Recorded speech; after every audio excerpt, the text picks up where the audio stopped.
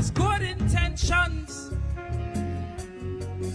We Prime Minister have for we but brutal measures would only cause rebellion in TNT, like what caused Cambule in times of old.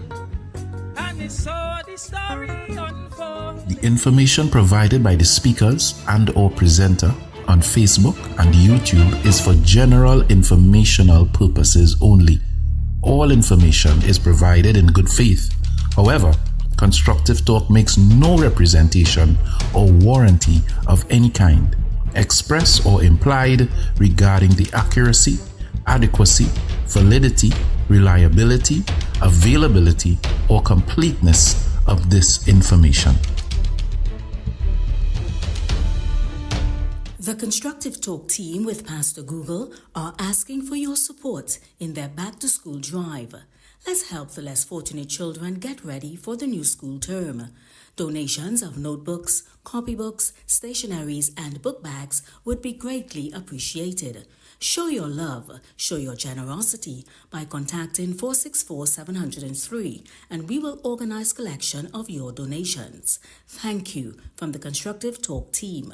And remember to be kind, be generous, and be loved.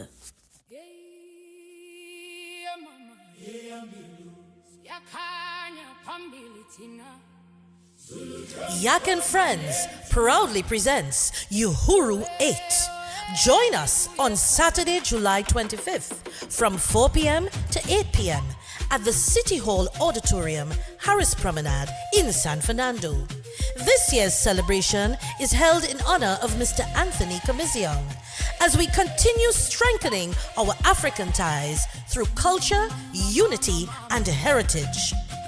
Experience an unforgettable evening of African dance, powerful drumming, cultural expression, and great food. Early bird tickets are $350 admits 2 and $200 admits 1. Come dressed in your finest African attire for a chance to win Best Dressed Male and Female. Celebrate African culture. Celebrate freedom. Celebrate Uhuru 8. For tickets, contact 684-1792 or ticket outlet at Something Special with Finishing Touch at Ritz Plaza, number 25, St. James Street in San Fernando.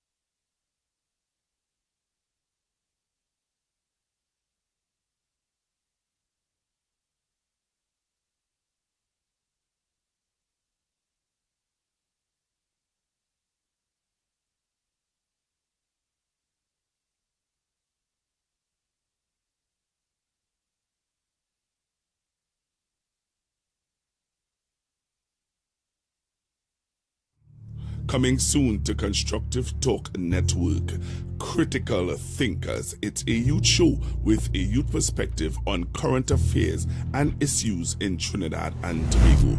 Critical Thinkers, youth perspective on Constructive Talk.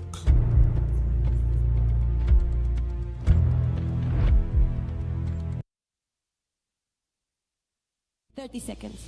I just want to remind Mr. President that what is happening in the Sahel is only the consequence of what was done in Libya.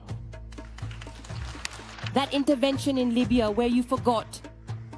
When I speak of you, I am not talking about you personally, I am talking about your position. You forgot about the existence of the African Union. Mr. President, as you like to say, we are in Mali to help Mali. If we hadn't come to the Sahel, there wouldn't be a government in Mali right now. I want to tell you that if it weren't for Africans, there wouldn't be a France today. We are connected. We are connected. We are connected. Stop saying that you came to help us. No, because terrorism doesn't only threaten Mali. You are threatened as well. Stop making us feel guilty by putting us in the position of victims. But Mom, I'm not making you feel guilty. Mr. President, I haven't finished.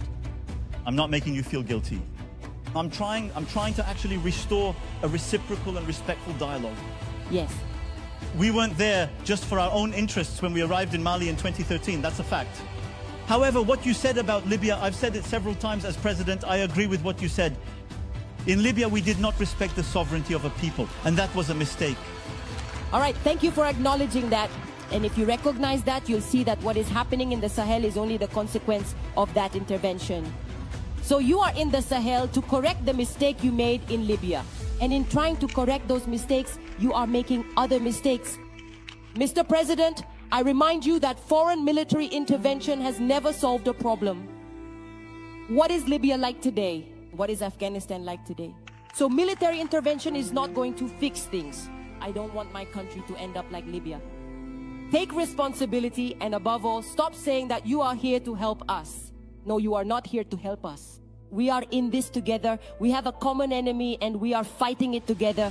And finally, these recent exchanges, these last few days between you and the Malian authorities, it's just a disgrace. My name is Raimwende Elda Kwama.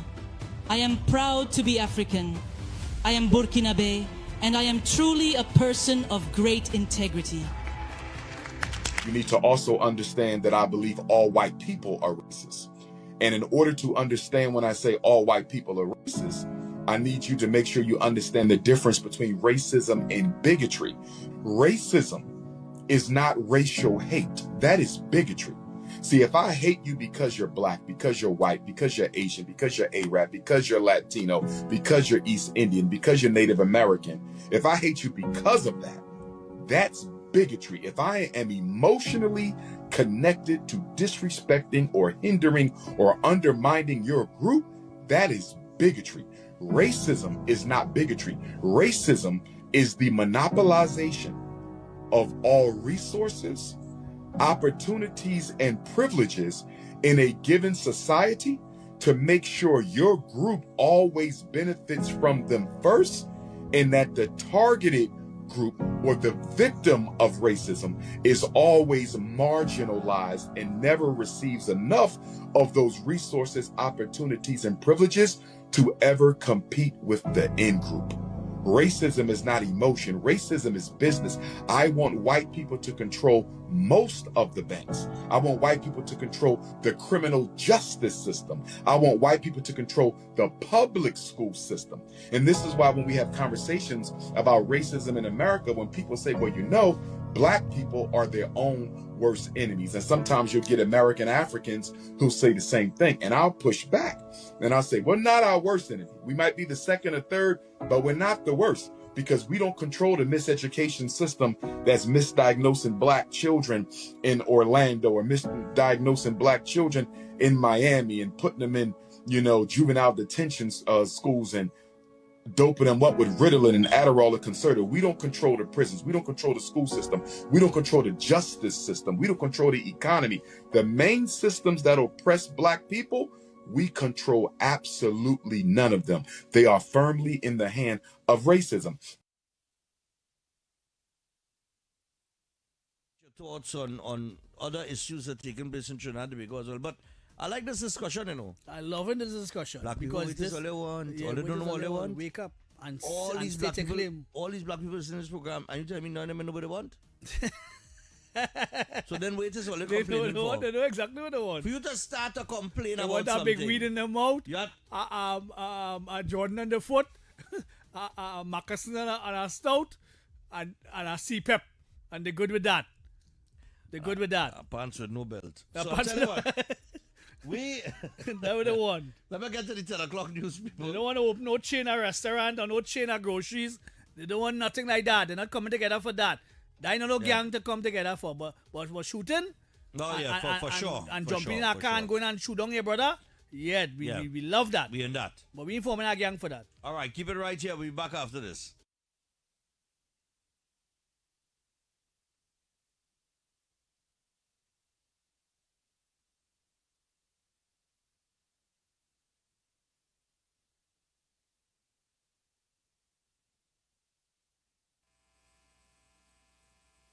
Song is Big Sail. The name of the singer, Queen Victoria.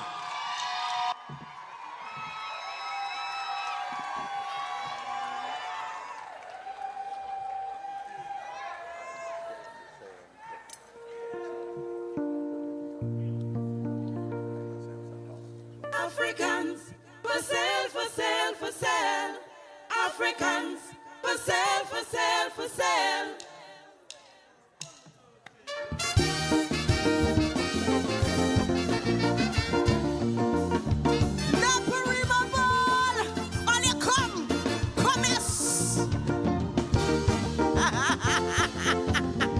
All you good, yes?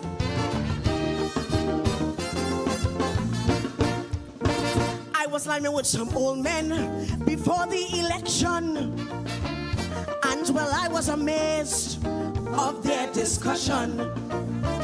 They were discussing the election of 2025. How Africans were selling cheap and UNC buying dead or alive. One old man shout out, fellas, give me your attention. UNC can't win by themselves, no election. You see, they're sitting and they're planning to make a decision. So she called out Shilaga, who the old FIFA wanted man. She said, call the trade union, let we start negotiations.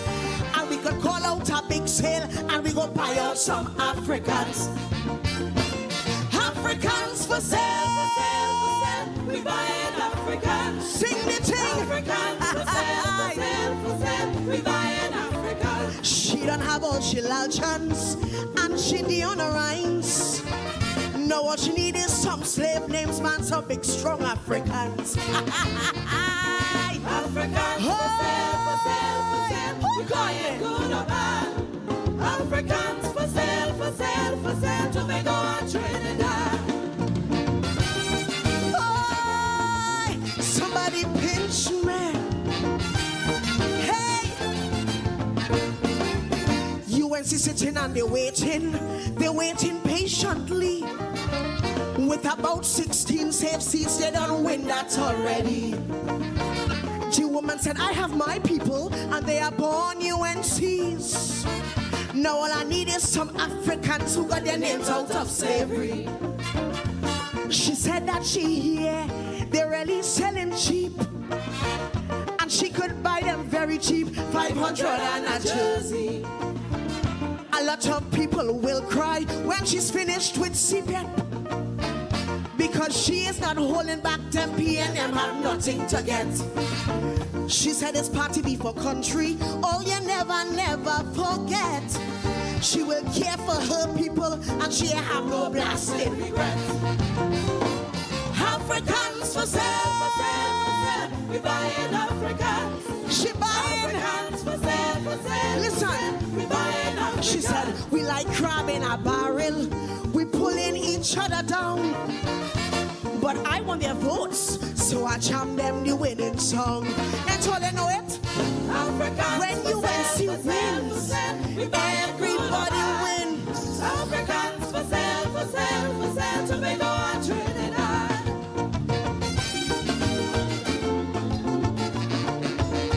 Hey, who call me?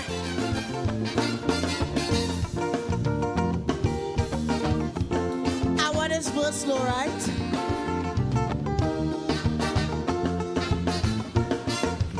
The black mines in Tobago, she's working on them with ease. But she's not afraid because monkeys say cool breeze. She said the last time she was easy, this time there is no room for mistakes. Cause when she's done with Tobago, it's either they make or break. She has her eyes on Maruga, especially Samuel Cooper. They got a lot of P&M houses, but none of them can remember. She's buying some in 6 company because they're nice, they're bad and they're trim. Their ancestors came from Africa and all of them is Americans. She passed through 5 company and she bounced up Madingo. Well, boy, she makes she name cause she get Africans for Africans for sale, We buying Africans. Kill them. Africans for sale, Listen this. We buying Africans. Doc Faisabad was pretty serious with her read in the cemetery. He said, I'm waiting for refinery point. That man had to be crazy. What?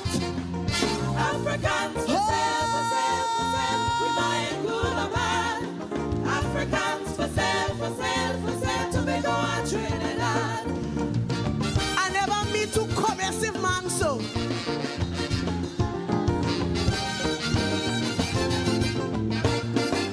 She said my people are loyal. They don't vote for other parties. But them P&M people just show them some money, staggered roti. She said I have my safe seats in the safe hands of Caroni. She go on to St. Couva, straight down to St. Paris. She said I love my people. For 10 years we out in the rain. But when I get back in there, things will never be the same. To all of my people, you must get your rightful place. And I don't care who's sitting there and think I am talking race. You all know what's hurting me. You see that, Dr. Rowley? We don't hide up all we money. The damn man change the currency. Hey! Africans for sale, We buying Africans. Kill them. Africans for sale, We buying Africans. They bought out PSA. They got them for 10%. Now they could beat the chest and laugh because they know it's money well spent. All their love, all their Africans for sale, We buying good or bad. Africans for sale, Tobago and Trinidad. On other issues that taking place in Trinidad and Tobago as well. But I like this discussion, you know. I love this discussion. Black people because this all they want. All they don't know all they want. Wake up and all and these state black a people, claim. all these black people listening to this program, and you tell me none of them know what they want. So then wait is all they complaining for. They know exactly what they want. For you to start to complain They about want that something. big weed in their mouth. Yeah. A Jordan underfoot, a moccasin and a stout, and a CPEP, and they're good with that. They're good with that. Pants with no belt. A So pants tell you what, That's what they want. Let me get to the 10 o'clock news, people. They don't want to open no chain of restaurant or no chain of groceries. They don't want nothing like that. They're not coming together for that. They ain't no gang to come together for. But for shooting, Oh, yeah, for sure. and for jumping sure, in a for car sure. and going and shoot down your brother. Yeah, we love that. We in that. But we ain't forming a gang for that. All right, keep it right here. We'll be back after this.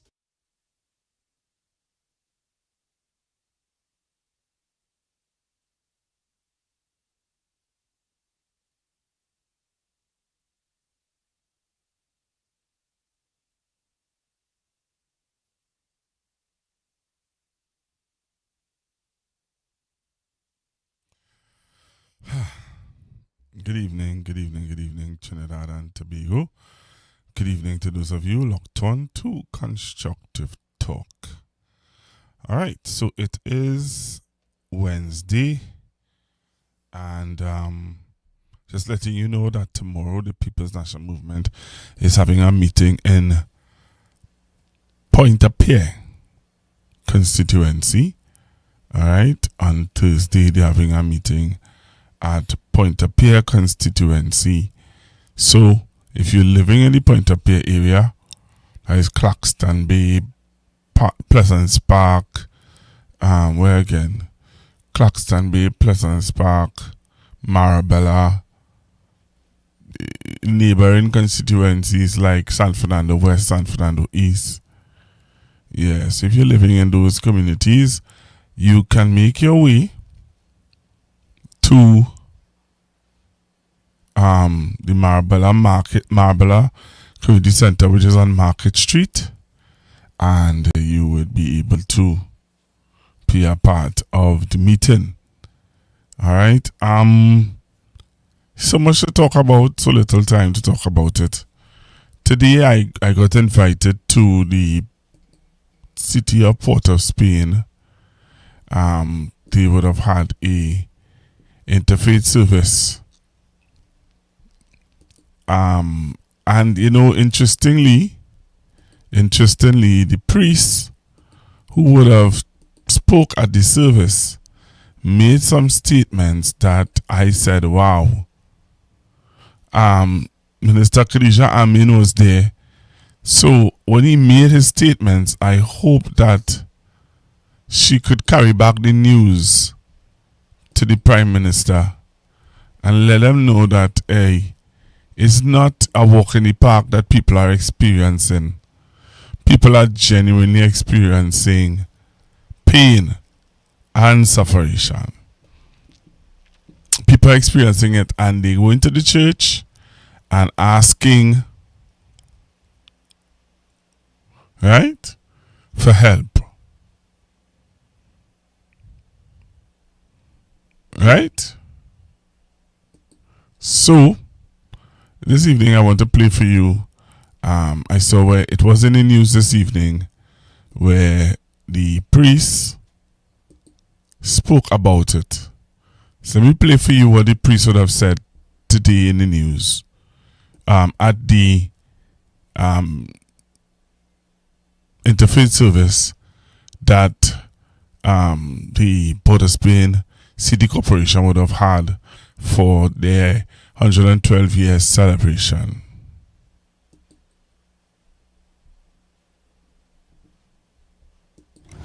Father Martin Sergiu says economic hardship is being felt across Port of Spain. He made the comment during an interfaith service at the Cathedral of Immaculate Conception today as the City Corporation celebrated its 112th anniversary. Father Sergiu reminded the congregation that while financial strain is being felt across the globe, it's hitting especially hard here in the capital. I'm working in Port of Spain for the past 8 years. And more people are hungry this year compared with the other years that I've been here. More people coming for food and things like that. Speaking with reporters following a post-parade ceremony at City Hall, Port of Spain, Mayor Chinua Allen said he and other members of the corporation have also observed similar increases in persons seeking financial aid. My colleagues who are councillors, they have also seen an increase in persons coming to their office in their electoral districts, looking for support, whether it be for hampers or you know, for anything food related. So there's definitely that happening. During the interfaith service, concerns were also raised over cleanliness in the city, a problem that Allen acknowledged has been challenging to the authorities.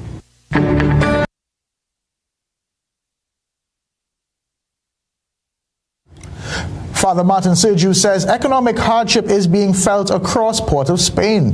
He made the comment during an interfaith service at the Cathedral of Immaculate Conception today as the City Corporation celebrated its 112th anniversary. Father Sergiu reminded the congregation that while financial strain is being felt across the globe, it's hitting especially hard here in the capital. I'm working in Port of Spain for the past 8 years. and more people are hungry this year compared with the other years that I've been here. More people coming for food and things like that. Speaking with reporters following a post-parade ceremony at City Hall, Port of Spain, Mayor Chinua Allen said he and other members of the corporation have also observed similar increases in persons seeking financial aid.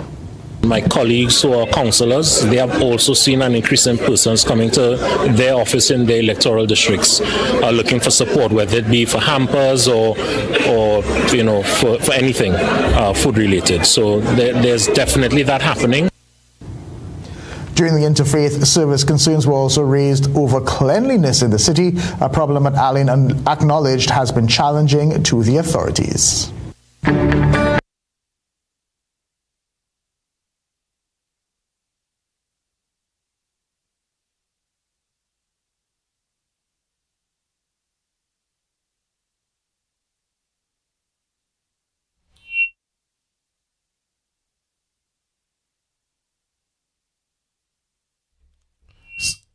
So you heard it, right?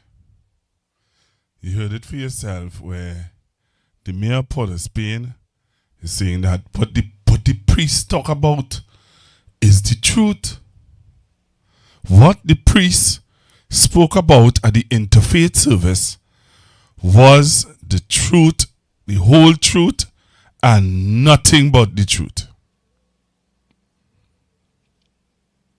So the priest is saying that, hey, this year, more people coming for help where food is concerned than ever before.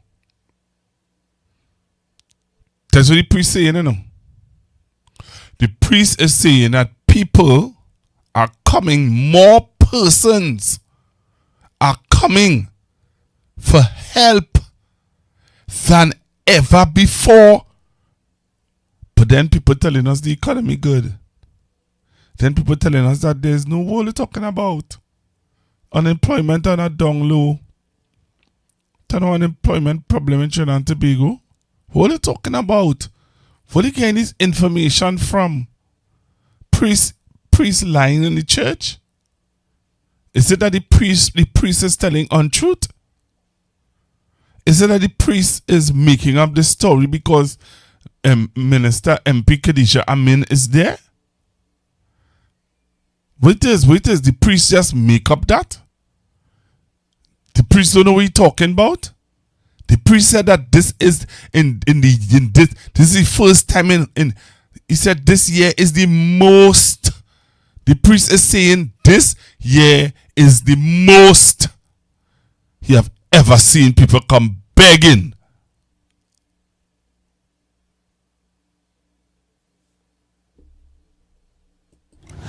Father Martin Sergiu says economic hardship is being felt across Port of Spain. He made the comment during an interfaith service at the Cathedral of Immaculate Conception today as the City Corporation celebrated its 112th anniversary.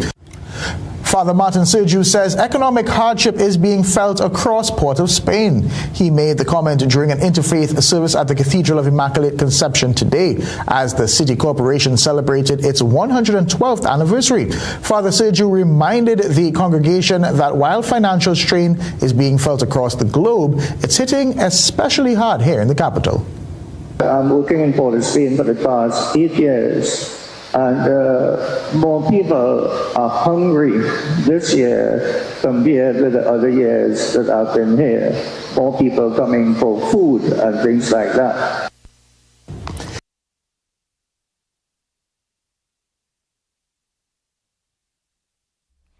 The priest lying out.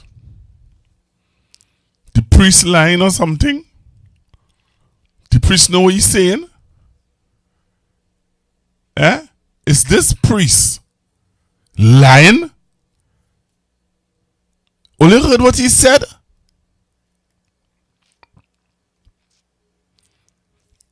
No, I don't believe what you hear what the man say. The man said it is the most.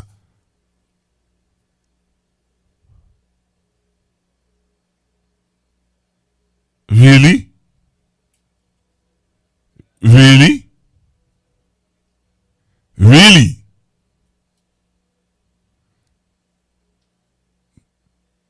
Wow. Wow. Are we burying our heads in the sand?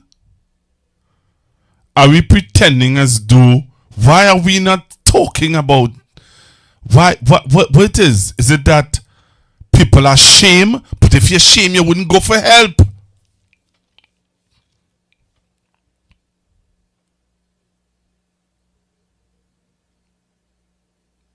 What it is? Call in and talk to me earlier. Let me play the priest statement one more time. And you call in and tell me if what the priest is saying, if somewhere along the line the government of Trinidad and Tobago missing it. Father Martin Sergiu says economic hardship is being felt across Port of Spain. He made the comment during an interfaith service at the Cathedral of Immaculate Conception today as the city corporation celebrated its 112th anniversary. Father Sergiu reminded the congregation that while financial strain is being felt across the globe, it's hitting especially hard here in the capital. I'm working in Port of Spain for the past 8 years. And more people are hungry this year compared with the other years that I've been here. Today, as the city corporation celebrated its 112th anniversary, Father Sergiu reminded the congregation that while financial strain is being felt across the globe, it's hitting especially hard here in the capital. I'm working in Port of Spain for the past 8 years.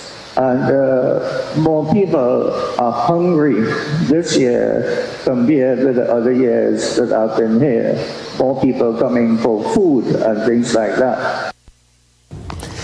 Speaking with reporters across the globe, it's hitting especially hard here in the capital. I'm working in Port of Spain for the past 8 years. And more people are hungry this year compared with the other years that I've been here. More people coming for food and things like that.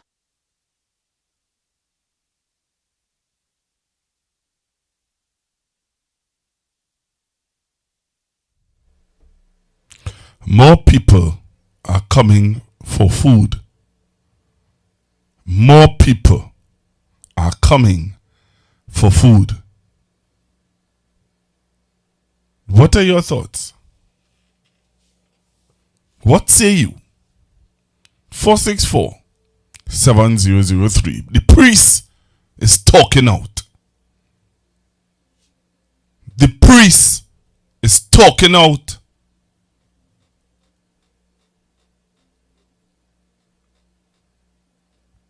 Do you think that minister, that touch Minister Khadija Amin in any way?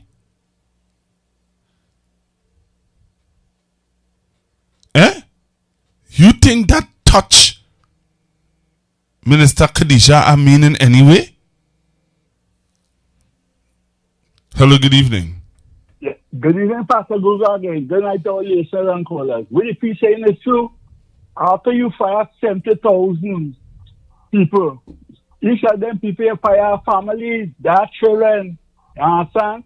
When you fire so much of people, the small man who's selling, who's selling everything at the side at the road, he can't get nothing. The money is trickling down. You understand? And the government, I don't know, like they I don't know where the priorities is. It's poor people trying to get money to go to school. They can't get money. People can't get the children food in the morning. When the day come, you understand? There's a whole trickling down effect that have. That's why the place so stagnant. You understand? And not only that, the tourism sector is also getting affected. Because when people see what Trinidad reach, how Trinidad is, nobody don't want to come here. All right. You understand? So this government, I don't know, them really, boy, listener, they're supposed to exercise more empathy, and a more human approach to the poor and the vulnerable in the society. They can't continue to do the things they're doing. It have money to do other things. Why they let that money come down to the small man if it's a hamper sell, if it's something that to do. Okay. You can't have thousands of people hungry and can't get food when they come. People really begging with the priest in it too. Up to yesterday, I was in town, and a woman just come and ask food, come and begging me, and I couldn't help she. All right. All right. What the priest saying, is that true? What the priest is saying, is it true? Do you believe the priest? I had to ask it that way, you know, because this government is seeing and hearing something different. So my question is the priest talking the truth or the priest imagining the story? Hello, good evening. Good afternoon, Pastor. The priest is not lying. One, the priest is not lying. Two, I don't think the minister was moving anyway. That is the truth. The priest wasn't lying. I don't think the minister was moving in any way. I personally know, between many pastors, I personally know parents have to decide which child to send to the school today. They are sending school like two children one day, and next child Tuesday. They can't send out. What about parents who, when the children home on a weekend, they just have to choose? Okay, they have to say, okay, let them sleep late. So that when they sleep late, as Miss Breakfast, like as Miss Schumann was saying, when they sleep late, you don't have to give them breakfast. You can give them lunch. You miss breakfast and you bring them for lunch. I personally know, and like I say, the priest was not lying and the minister was not moving. If I expect any kind of empathy from that minister, or that kind of that. You sure, boy? Trust me. You sure, Khadijah, when go back and tell the Prime Minister, here we're going on our Prime Minister, you know, I went to interfaith service and I heard the priest, I really heard the priest begging for us to intervene. You really don't think she would do that, boy? If you're looking for empathy from that lady, wait on that. So were you trying to tell me, boy, Khadijah, don't have no empathy? None. Why are you saying that? Pastor, if you know why I know, she don't know. Listen to me. You don't know that, man. Come on, Khadijah, have a little empathy. She has a bone of empathy. Ask your friend in Tunapuna. He knows she better than me. My friend in Tunapuna? Yeah, the man who went to Tunapuna Corporation. That is my friend? Well, I can't say a friend. Ask the guy. I don't know if they're a friend. Sorry. That's my brother. Then I'm a friend. I'm a brother. Well, ask your brother in Tunapuna. I know Josiah, baby. All right. Ask him about that lady. Yeah, he will tell you. You know, some of them others worry about you, you know. Me? Yeah. In which way? I was worried about you. In which way? Why worried about me? I don't understand that. You gonna rough him up on air? sorry. I know. Let me some people, but when I get a chance, ask this about Kadisha. Are you going to rough me up on air again? As you normally do? No, I just do that. I feel that way most sometimes. I am totally unaware of that. I'm sorry. Okay. And if I did that, I'm totally sorry. I want to believe you, but okay. So you don't believe that you don't believe that Khadijah Amin have a level of empathy? No. And you believe the priest? As far as she concerned, do you believe the priest? 100%. All right, okay. Let's take a call. Do you all agree with 10%? Do you all agree with 10%? 464-7003. 464-7003. Do you all agree that Miss Khadijah Amin, she ain't that priest, no? That priest not even he ain't even fazed by her. You only believe that? Or you believe that Miss Khadija heard the priest, and this is the priest I have on the screen there. Miss Khadija heard the priest, and she decided to walk it on. She would go back and tell the Prime Minister what the priest said.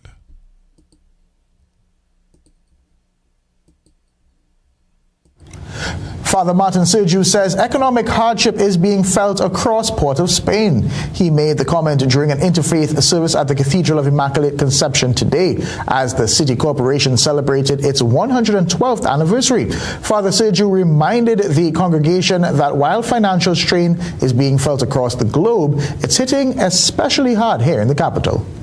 I'm working in Port of Spain for the past 8 years. And more people are hungry this year compared with the other years that I've been here.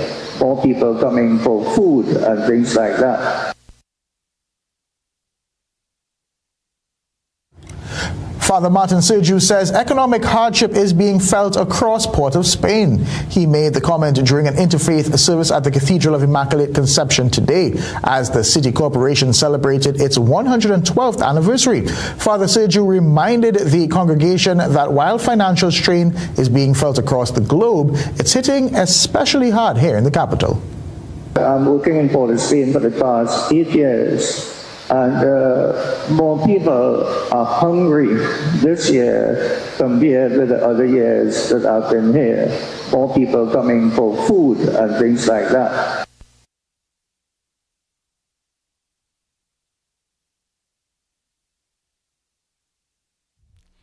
The priest said that he has been in Port of Spain for the past 8 years. And in the past 8 years, now remember Dr. Rowley had been in office for 10 years. 9.5 years. Right? The man has been a priest in Port of Spain for 8 years.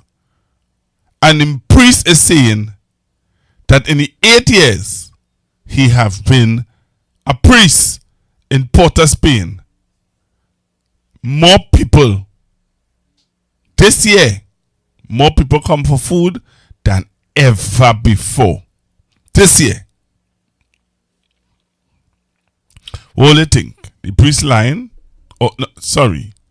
I'll take that back. What do you think? The priest exaggerating? Or all you think that people really feeling it?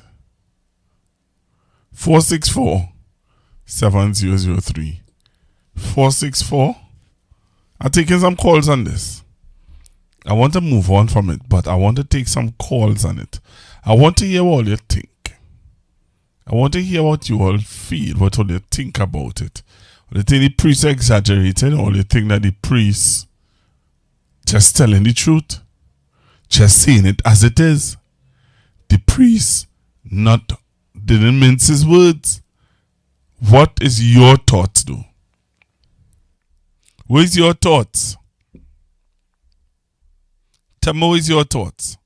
464-7003. 464-7003. What is your thoughts on what the priest had to say? Do you accept what the priest have to say? You don't accept it? You think he exaggerating? You think... Come on, what do you think? Tell me what you think. I'm taking a few calls on this. I really want to hear all your thoughts on it. 464-7003. 464-7003.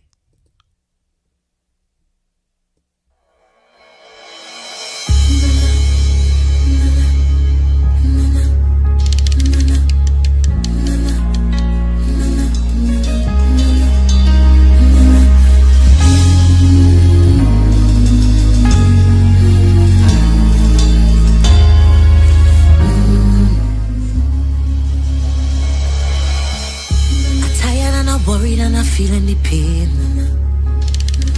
My faith's been tested time and time again. Oh, but my spirit is determined to believe and to overcome life trials that seem to never done. But still, I kneel before you with a praying song. Lord, I come to pray for the strength and the faith that's required. Amen. I pray for my people to not lose their fire. Amen. I send in prayers for those who suffering in silence. Amen. Grant them wisdom, cures, clarity and guidance. Amen. I pray for the young and I pray for the old. Cover their minds, Lord, don't let them lose control. Though we stand in sin, no transgressions are many. Thank God for the life that He gave me. To all you who doubting and losing faith, time to congregate, no time to separate. I'm calling on the prayer warriors in the country. Come for Trinidad, need we, cause I say Trinidad need a blessing. Tobago need a blessing. Tobago need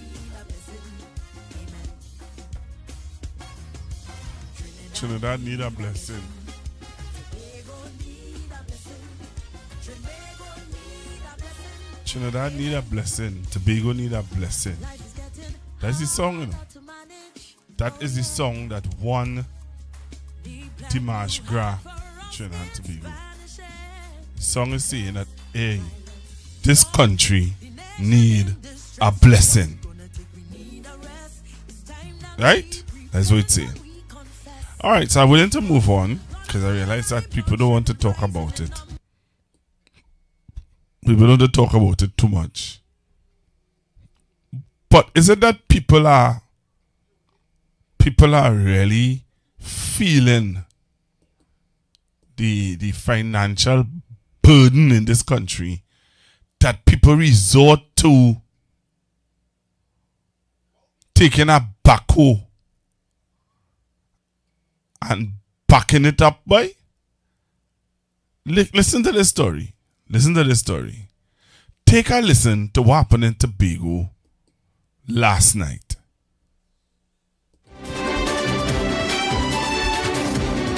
A daring ABM heist in Tobago in the dead of night sounds like a scene straight out of a Hollywood blockbuster. But for residents in Plymouth, Tobago, it was a terrifying reality. A crew of bandits, including one appeared to be dressed as Batman, used a stolen backhoe to tear into a First Citizens ABM. But as Stephen Nicholas reports, the heist did not go as planned. A daring ATM heist in Plymouth on Tuesday night has left Tobagonians in shock. 5 bandits, one of them dressed as Batman, tried to rob a First Citizens ATM. Police say bandits first held up 3 estate constables at the THA facility in Quorlon and stole a backhoe and van. They then drove less than 3 kilometers to Shelbourne Street. Using the arm of the backhoe, the thieves broke the wall of the building and dislodged the vault in mere minutes. However, CCTV footage showed the Cape bandit and the others struggling to lift the vault onto the getaway van. After 10 minutes, the frustrated thieves jumped into the vehicle without the loot and escaped. Police found the stolen van abandoned on Adventure Trace. Residents upstairs the ATM outlet said they heard a loud bang around 2 a.m. and thought it was an accident. However, a second loud thud shook the entire building and scared occupants. Police were contacted, but they weren't able to intercept the thieves in time. The incident has left the entire area shaken, with some describing it as a movie. One shopkeeper nearby told CNC3 News she's now worried her burglar proof is not enough. Well, I have burglar proof in my shop, but you see how they get to the ATM? They can't get to anywhere. Anywhere could be broken into. Plymouth residents insist the bandits are outsiders, saying villagers would never commit such a crime. And with the closest ATM now at Pleasant Prospect, residents say it is a huge inconvenience. I came to check to see if I get my salary, and I saw this backhoe and the machine break down. That put Plymouth very bad, and Plymouth is a good place. While most residents have condemned the act, they believe the brazenness shows how desperate people have become. The way the economy going now, people make up their mind to do whatever to get that money. Police say they are reviewing CCTV footage of the incident and investigations are ongoing. Plymouth electoral representative Kern Alexis could not be reached for comment up to news time. Stefan Nicholas, CNC3 News. What do you think about that? What do you think about that? Hello, good evening. Hello, Pastor Google again. I don't say that the priest exaggerating. The priest, he won't tell on truth, and he genuinely, what he said, he genuinely mean it, and he talking the truth, and he won't go and say nothing on truth because he's a priest, he's a man of God. So he's telling it as it is, and what he's saying there is facts. The place for the Spain real hard. Some things well tough and tongue. Shop stores closing down, place closing up. You understand? People just don't have money to spend because of the high unemployment rate. It's over 70,000 people get fired, you know. And that has have an effect. You understand? It has an effect on the economy. It must have. And that is exactly what's happening now. You listening? Yes, sir. You understand? So the priest giving you the facts as it is, he knows it. You understand? Because he lived in Port Spring for over 8 years. And every single thing he said is the gospel truth. Okay. Good night. All right. Thank you. So somebody on the live is saying, they're saying yes. Somebody's saying people will go at lengths to do anything. So what's all the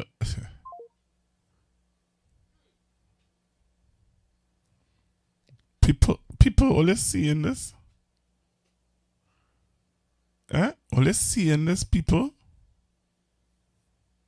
They back up a backhoe, you know.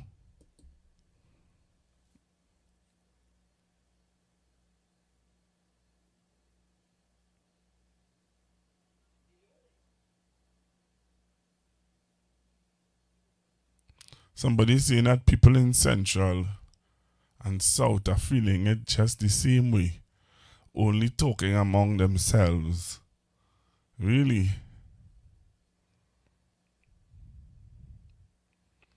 Really? By tomorrow you will hear he is the PNM priest. Oh, okay. Yeah. Yep. Yep, that is true. Someone is saying,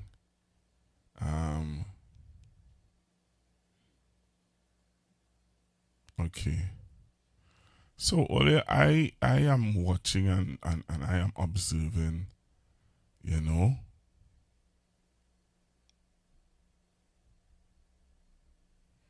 I'm watching and I'm observing that, you know, it is getting real annoying, boy. People are going at lengths to do what I have to do, you know. You telling me two men thief a backhoe? Back up a backhoe. After they back up the backhoe, they take out the fire service safe. They couldn't lift it up to put it on the truck. Man, they leave the backhoe. They leave the safe. Jump in the van. Gone in the Batman suit. Ole, we good, yes? Hello, good evening. Good evening, Pastor.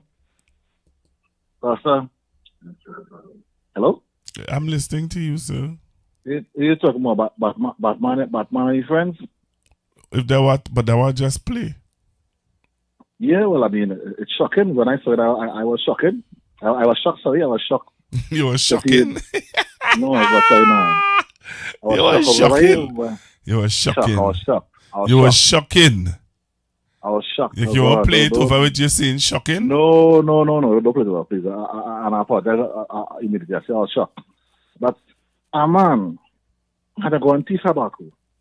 He and some friends to go after ATM. You understand the level of desperation and whatever. The man thief the tobacco, you know. The man thief a tobacco. After he thief the tobacco, he went after ATM. The man went by the nearest ATM, dig out the safe, couldn't lift up the safe. He was shocked too. The thief had done shock on an ATM, on a tobacco, sorry. So when they got the ATM, they know they have gone to it some way.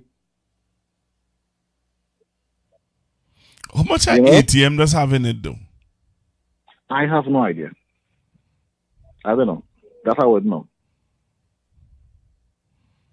I wouldn't have that information at all. Yeah, you could have the information. You could find out. Well, I wouldn't know. Yeah, you have your people working in the bank. Yeah, one pastor. Me and she don't talk again. Oh, okay. Why? You wanted to rob the store? You wanted to rob the bank? Rob me? No, me rob the store. I sorry, pastor. I ain't designed for jail. You what? I am not designed for jail. I'm sorry. Okay. All right. Yeah, but you know, just apologize to her and ask her now. All right, now I'll go try. That will be today. That will be tomorrow. I can't go to the 19 hours and she phone me. That will be tonight.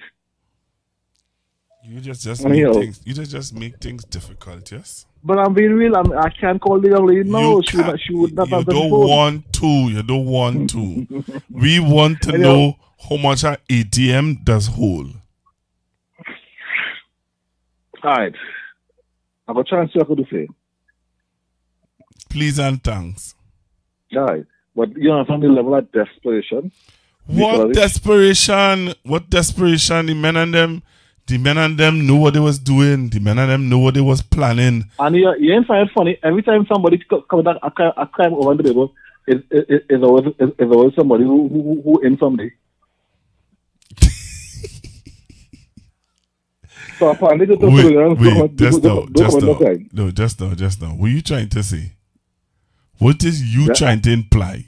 Every time somebody comes but you're implying something. The native and them say, I don't like where you're going with this. I have to be good listeners, you know. I understand that, but it's not a lie. Anytime it's a crime in Tobago, the native and the locals are saying is somebody from outside do that. It's somebody from outside. Okay, yeah. I want to know though. I can ask you. Yeah.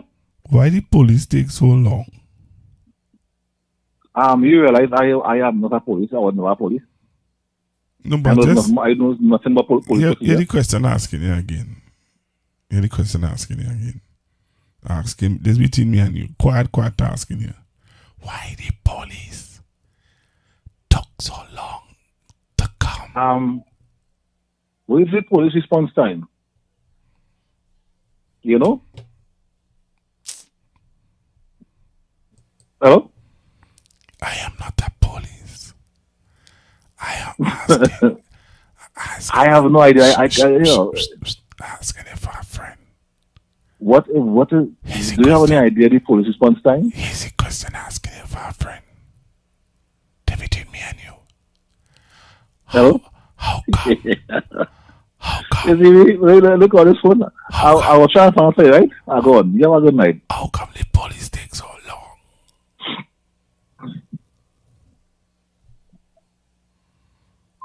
That's all I want to know, you know. I don't want to talk hard. I don't want to talk loud. I don't want to make a scene. I don't want to make a bacchanal. But I just want to know, how come the police take so long? Anybody know? Anybody could answer that question for me? Somebody saying, no, Pastor, don't ask 10% to do that, please. Pastor, okay, an average of 30,000 to 100,000 when full. Okay. Hello, good evening. Yeah, Pastor. Good night. Good evening, sir. How you going? You good? I quiet watching tricks. Yeah. Well, apparently you didn't get the memo. Who is that? Yeah. The Police Welfare Officer Welfare Association.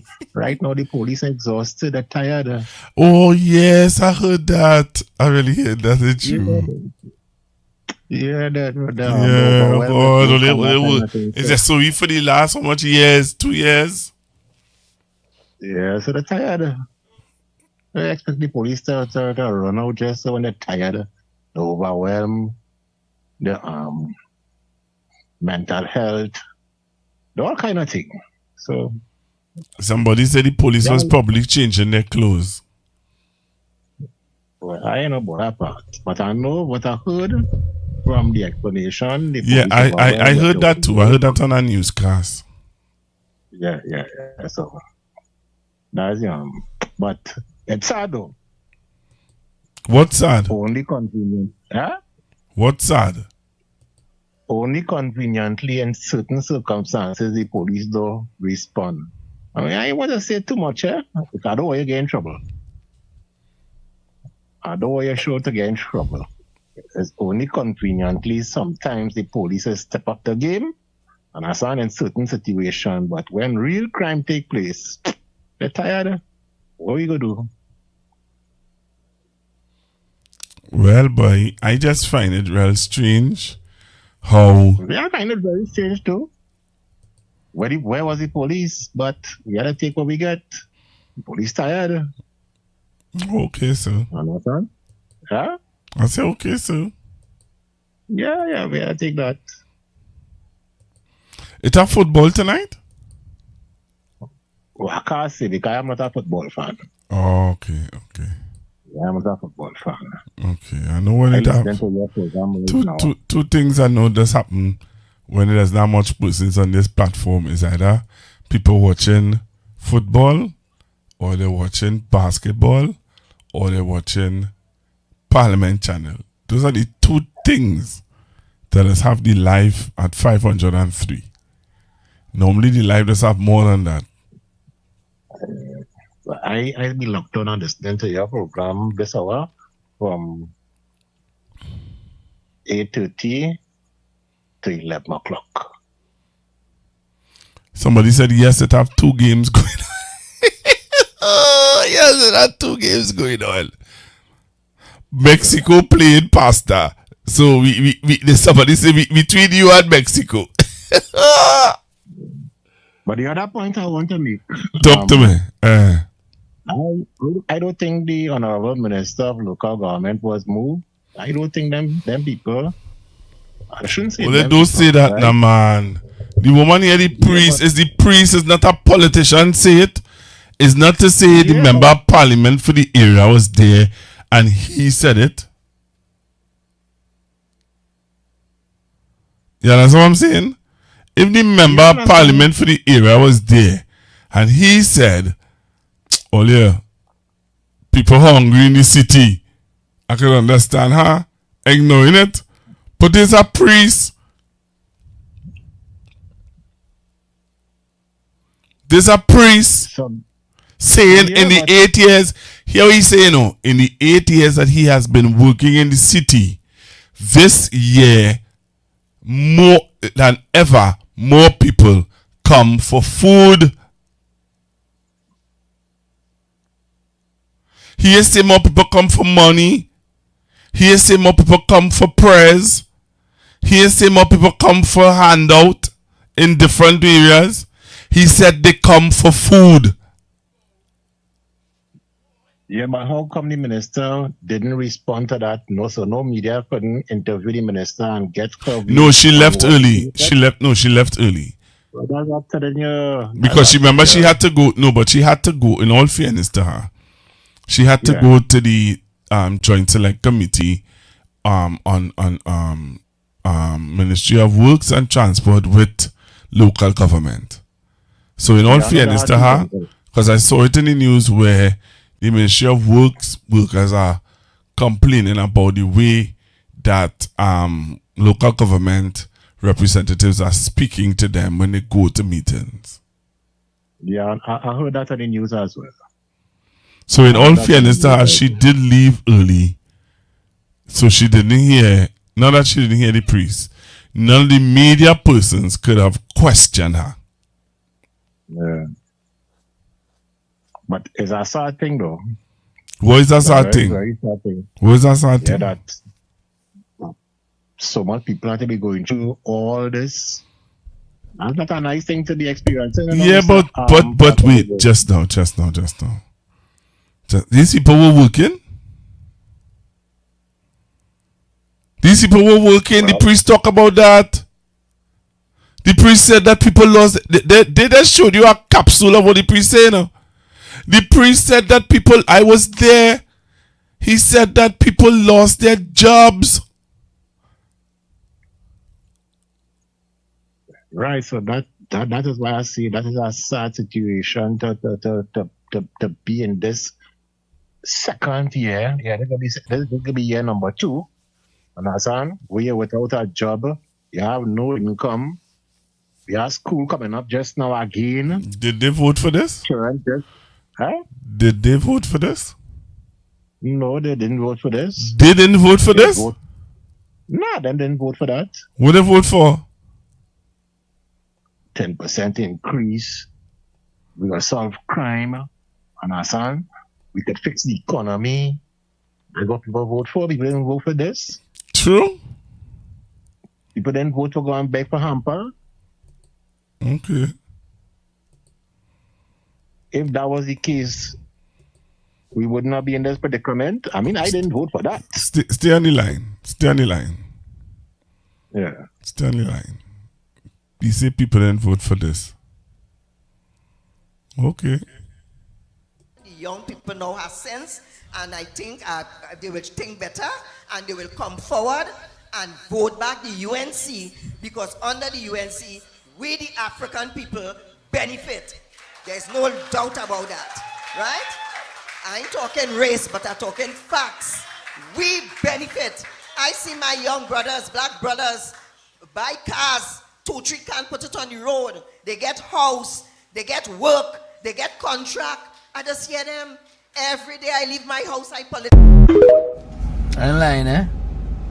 I really doesn't be into the politics and the politics and them politicians and them just, you understand, making promises like I keep, but boy. And I grew up in a PNM household, eh? Last election I voted UNC because you know you wanted change, but boy, this say it, you know. Ah, boy, ain't holding them leaders and them.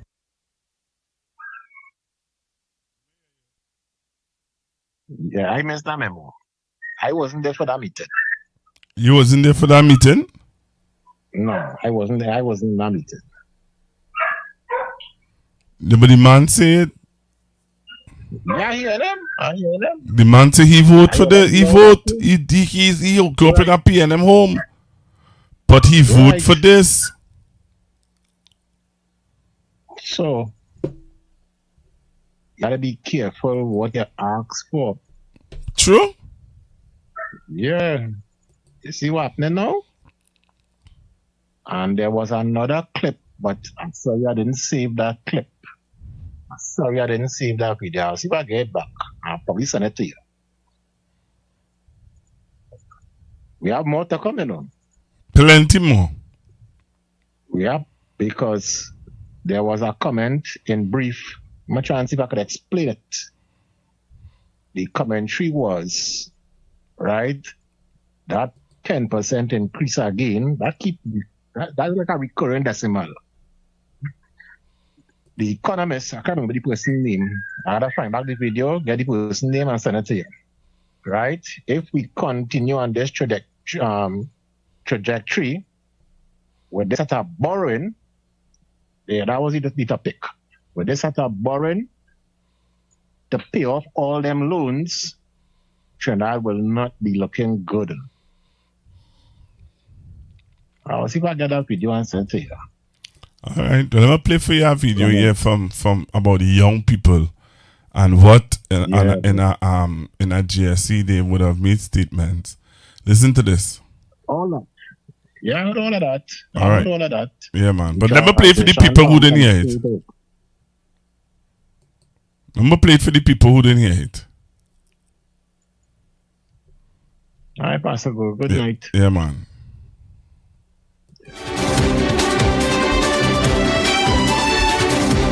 Welcome back. The Employers Consultative Association is calling on the government to consider structured training programs to help young people transition from school into the workplace as part of efforts to tackle youth unemployment in the country. The recommendation was made during a GSC into youth unemployment and underemployment today. ECA's Vice Chairman Neil Derrick told the committee that youth unemployment is not simply about job availability. Instead, ECA says the issue is tied to deeper structural problems including skills mismatch, workforce readiness, and weak school-to-work transition systems. We believe that this is a big issue. The issue of youth unemployment. It is not a simple one. We think the school-to-work transition, if we create a very solid framework, that's a place I think that we could all find areas to support, and we will continue to encourage our members because we think they will significantly benefit from any of these structured training programs that provide persons ready for work. The committee also raised concerns about the growing impact of artificial intelligence on entry-level jobs, with stakeholders warning that AI could soon transform the future of work in Trinidad and Tobago.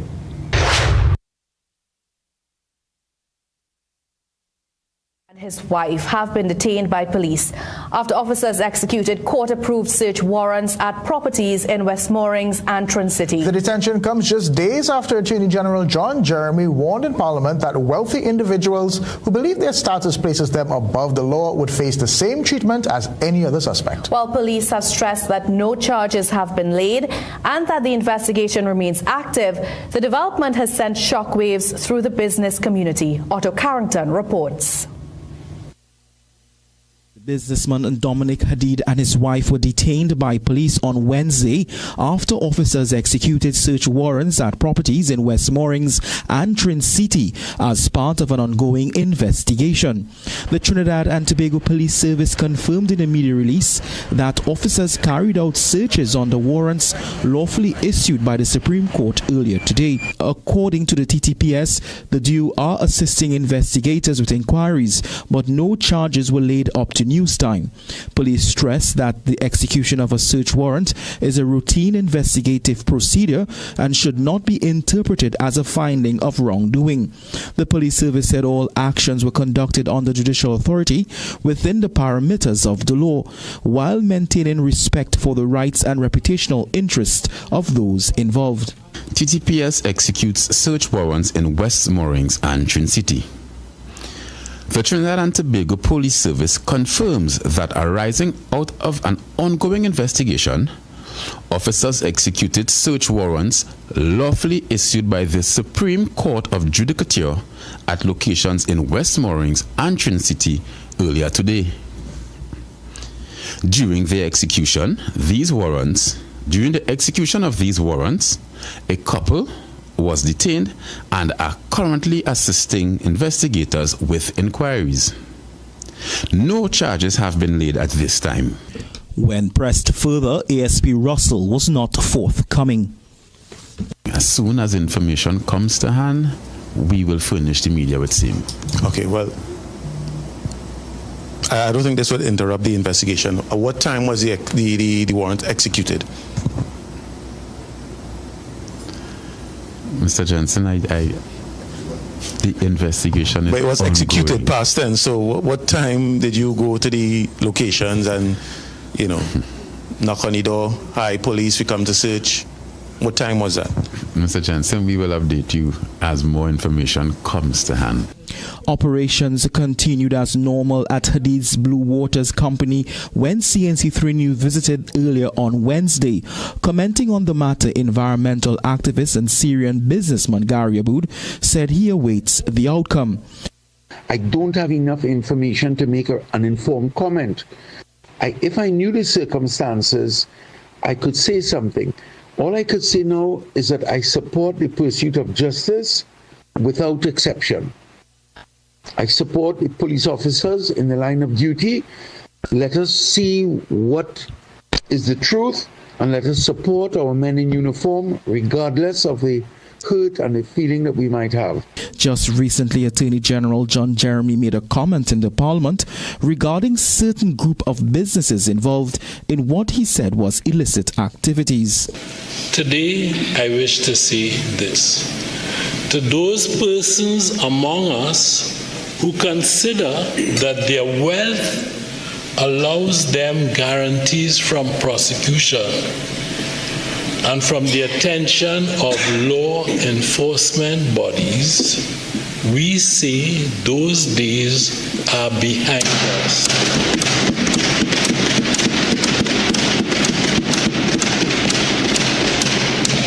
If you behave as gang members do, you shall be treated in exactly the same way that blue-collar gang members are. If your designation happens to be within the 1%, it happens to be 6, 7, or 8, Tetron awaits. When contacted, several business chambers said they have taken a decision to refrain from commenting on the detention, noting that there is still uncertainty surrounding the matter and too much speculation circulating publicly. Prime Minister Kamla Persad-Bissessar, Defense Minister Wayne Sturge, and Homeland Security Minister Roger Alexander have not responded to our questions on the businessman's detention. Otto Carrington, CNC3 News.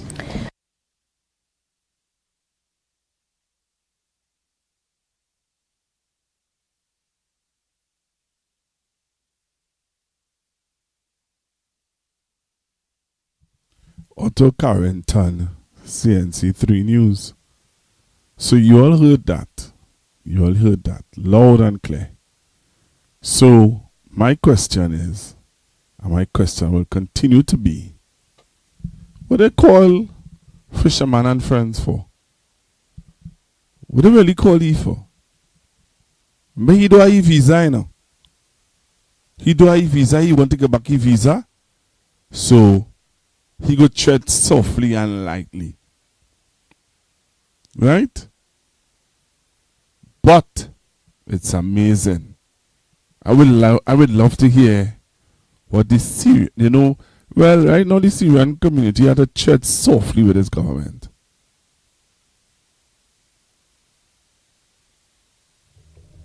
They had to tread real soft. Real soft with this government. So that I don't expect to hear anything from the Syrian community. Cool? So I played that for those of you who missed it in the news. Things that you missed in the news. Alright? It is 10 o'clock. I want to get into that talk here. Once again, I want to get into a little discussion here with all you. Last night on the news, I want to play this for you. To play something for you. Last night on the news, we heard this, right? Let me see if I can find it back. Last night on the news. Is it this? Make sure. No. Is it this? I'll make sure. No. Is it this? Yes. Yes. I'm going to play something for you. This is what was said to us last night on the news. Take a listen to this. The Housing Minister David Lee is expected to provide an update after the Housing Development Corporation cancelled its $3.4 billion Design Build Finance housing program. That's right. Lee confirmed today that he will meet with the HDC board this evening for an emergency meeting following growing public and political scrutiny over the termination. He said a statement will be issued after the meeting. Less than a week ago, the HDC announced it was ending procurement proceedings for the project with immediate effect under Section 33 of the Public Procurement Act, saying the move was in the public interest. Well, the cancellation has sparked a political firestorm, with opposition leader Penelope Beckles calling for the dismissal of the HDC board as well as the government's housing ministers. The Housing Development Corporation has officially cancelled the procurement proceedings for its controversial $3.4 billion housing project. But one of the housing ministers tells CNC3 News that this was a strategic move to allow the process to advance, and he pledges that there will be no more issues moving forward. Akash Samaru has more, including why some are still calling for the Office of Procurement Regulations ruling on the matter. The plug has been pulled on the controversial multi-billion-dollar housing program. In a notice issued on June 17th, the HDC announced the immediate cancellation of procurement proceedings for its Design Build Finance housing project for the construction of 3,700 housing units across Trinidad. Now, this comes 2 months after the Office of Procurement Regulation halted the award of the $3.4 billion in HDC contracts to 11 companies. In early April, the HDC named 11 contractors as intended recipients of various housing packages. The largest package, valued at just over $1 billion, was earmarked for Motilal Ramhit and Sons Contracting Limited. So why did the HDC scrap the entire process? Well, the HDC's notice was vague on that front, only saying that it determined that it is in the public interest and in accordance with the Procurement Act to discontinue the proceedings. We contacted all three ministers of housing, and it was Philip Alexander who responded. Asked why the process was scrapped, Minister Alexander said it was to clear the path for the way forward. It was going to be a back and forth, and before it became something that was just going to drag on, we're not leaving it in limbo. We took the decision, look, this process, you're not happy with this process, we're going to pull it, we're going to come back at it, where any of the issues that you had a concern with before will not exist. But Minister Alexander wants the public to know that this does not mean the end of the plan to build 3,700 homes for the public. And he said the projects will be retendered in the coming days or weeks at most. When we return to tender, there will be nothing that anyone could find fault with of any kind. CNC3 News asked if the OPR, which was investigating the process, issued any findings to the HDC. Minister Alexander said nothing has been sent to them. We tried contacting the OPR, but we were unsuccessful, at least up till news time. But Attorney at Law and former PNM Minister Randall Mitchell, who is one of the attorneys for social activist Wendell Eversley, who filed the complaint to the OPR, said this is not the end of the matter, as the OPR's investigation has not yet been concluded, and the public is entitled to know the outcome of that investigation to ascertain if any laws were broken. Meanwhile, former Housing Minister Camille Robinson-Regis said while the decision is welcome, she argues that public resources were wasted and is calling for greater accountability, transparency, and a review of the roles played by key officials involved in the procurement process. Akash Samaru, CNC3 News. Association President Mikey Joseph says the HDC's decision to withdraw $3.4 billion in housing contracts appears to be an attempt to limit further embarrassment and restore public confidence in the procurement process. The HDC cancelled the procurement exercise yesterday through an internal memo, 2 months after the Office of Procurement Regulation directed the HDC to suspend the award of the contracts pending a comprehensive review of the tendering process. Joseph maintains the projects should never have been awarded through a sole select procurement process. He argues that sole select arrangements are intended for highly specialized goods or services where only a limited number of suppliers can meet the required standard.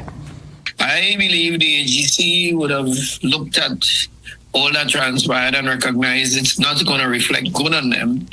So in order to save face, the best way to treat with it is to cancel those contracts and try and get something that would appear to be a proper procurement procedure and process. While Joseph says a new procurement exercise may improve accountability, he cautioned that it does not automatically guarantee value for money. Noting Minister in the Ministry of Housing, Philip Edward Alexander's disclosure that the government is exploring expanded public-private partnerships to accelerate housing construction, Joseph said any such arrangement must still comply with the Public Procurement and Disposal of Public Property Act. He notes that act is built on the principles of integrity, transparency, and cost-effectiveness.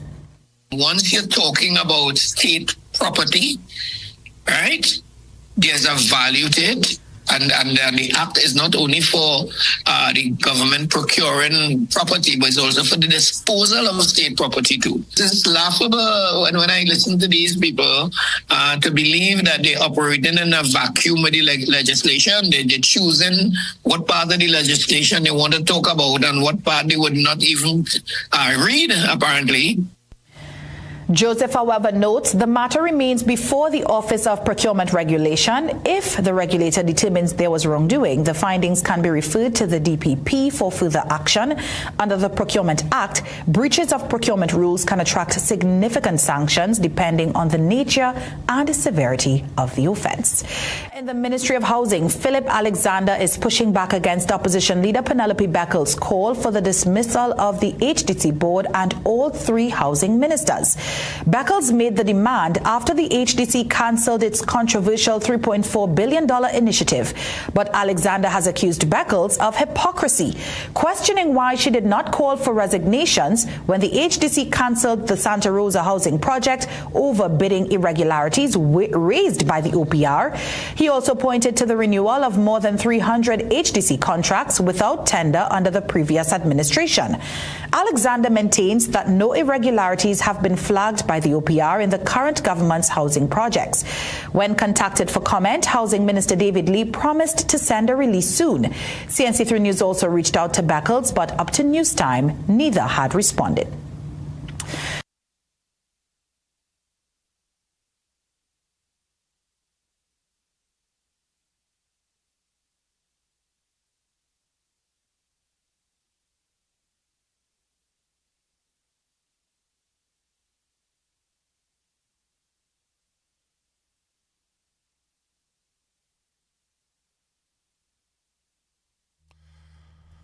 So, opening up the lines to hear from all you. The only thing that David Lee will give us any sort of information about this. He had the meeting yesterday. Today, nothing from David Lee. Only think we'll hear something before the end of the week. Or you think that Mr. Lee will wait until the Prime Minister comes back in the country, talk with her, and then bust the mark. Then she will do this. Then we might hear the Prime Minister doing this. Remember when she said this? She likes to say he will go to war with you. But if you continue that kind of behavior, patterning from the PNM, I am not going to war with you. I'll bust your head. Should you do it? I'll bust your head.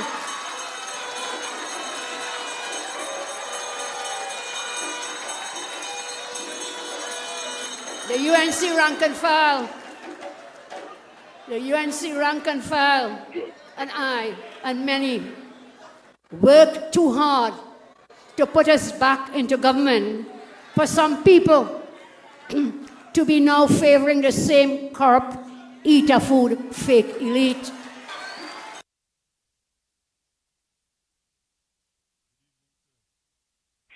Good evening, Pastor Google. Good evening, Mr. Manning. MP Manning. No, Mr. Manning is not with me. Hello? Mr. Manning is not with me. But he's listening, not so? Okay, I thought you said good evening, MP Manning. I thought it was saying that on the live now. I'm trying to understand what you're telling me.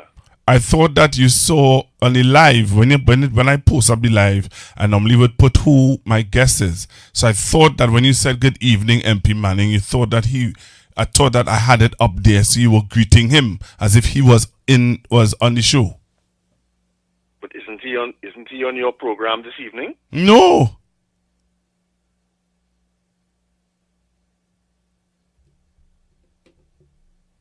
Isn't MP? You're not speaking with MP Manning this afternoon with respects to financial issues and so on? No.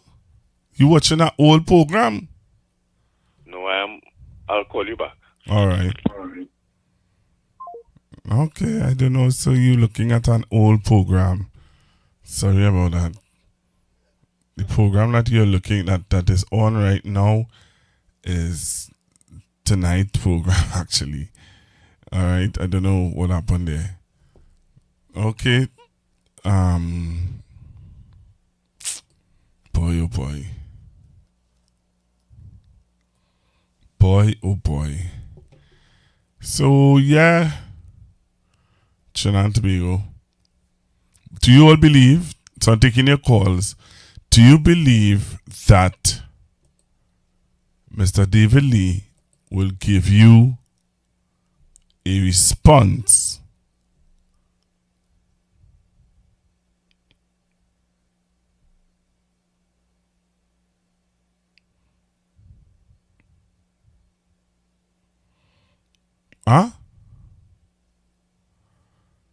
Do you believe that Mr. David Lee will give us a response? Hello, good evening, caller. Pastor, again. You're quite right with David Lee. David Lee is not going to say anything to the media. He don't come to the media unless he is given permission by his leader. However, the other one, who just can't hush, I don't know, apparently he has more information than David Lee, because David Lee being the minister, can't do anything, but he could do any more and say everything that come to your head. So I don't know, between he, the next one, Anil, and David Lee, I don't know who really running things inside it. Because David Lee can't talk, but he could talk, he could say what he wants about anything. Anything come to here, he has opinion. But David Lee would never come and give no information. He's going to wait on his leader. He don't come to, by now we observe, David Lee don't come to the media unless given permission to do so. Pastor? I'm listening to you. You know, I just don't understand only, you know. I just be, remember, I carry on the program, right? But when you all talking, I give you all an opportunity to speak. Yeah, I just make sure I'm on, sorry. You want to make sure you're on your show? Yeah, you're on the show. You're on your show. Yeah, that's my show. I can't cut you off your show. This is your show. Man, no. This is your show, sir. Anyhow, my show.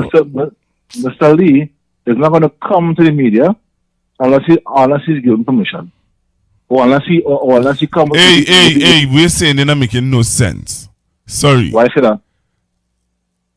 Huh? You don't come to me with that, so? Sir, but what you're saying, they're not making no sense. Explain. I'll listen. Philip Alexander, does that take permission? Philip Alexander, I don't know what we're going on. Philip Alexander talking more than he. Anil too? I don't know. Anil talking about the situation. Anil talking about everything else. Yeah. Philip and them are saying, we don't know. So Philip talking, but they will say nothing.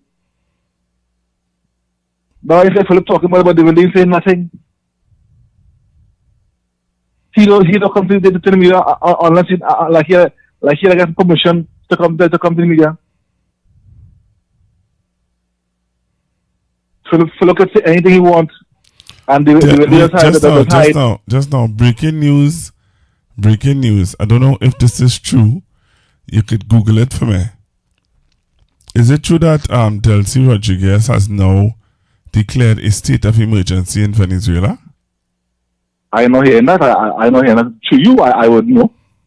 You know, That's why I asked you, sir. I will, okay, sir, I'm sorry. I will go and Google it and see if it's fake news. Ole, I hope Ole does be hearing how this man does be talking to me. You know. I'm sorry, sir. This man is going to. This man. No, Ole. I just I'm say. sorry. No. Don't be apologizing too much, because you just do it intentionally, boy. Sir, I will leave. When I give her here, I'll go and Google it to see if it's really true. Okay, sir. Okay, sir. Okay, sir. I'm leaving now, sir. Okay. I want to check it out. All right. I sent you something via WhatsApp. Yeah, I saw it, sir. All right. Okay, sir. Okay, sir. Wow. Hey, all here. Na. Oh, I just played football and basketball, then I take a little walk in the mall. Now, Wassa, please hear my call. I need some water to wash my balls. Please, send some water. Please, hear these calls. I can't take it no longer. I really need to wash my balls. Yes, I need to bathe and I need to cook. Laundry piling up on the walls. But before anything else, Wassa, look, I want water to wash my balls. Please, send some water. Please, hear these calls. I can't take it no longer. I really need to wash my balls. You may not believe it's true, but my wife balls dirty too. My teeth getting yellow like they ripe. Wassa, please put water in the pipe.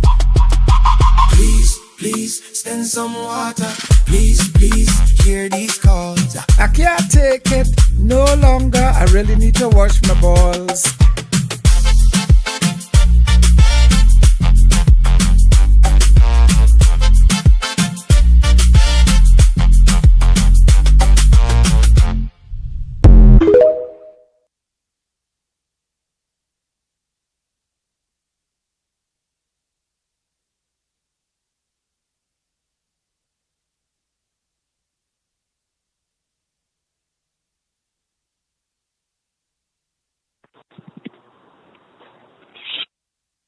Yes.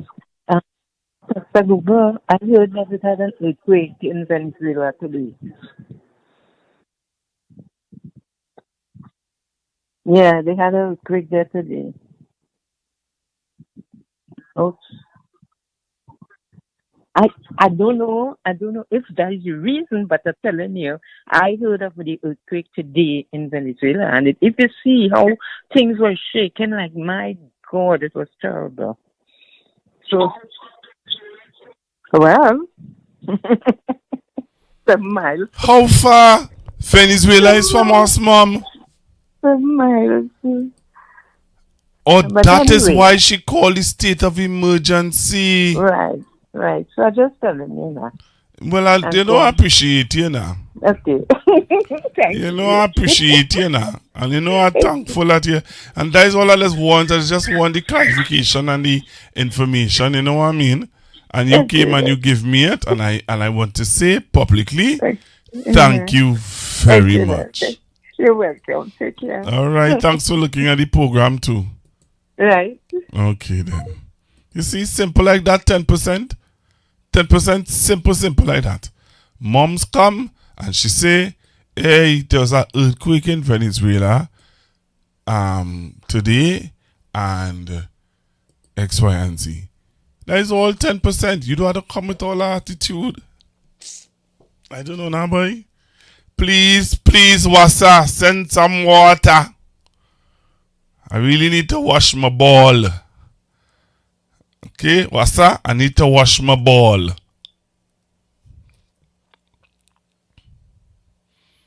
Anybody else want to call in? 342-0081 466-53.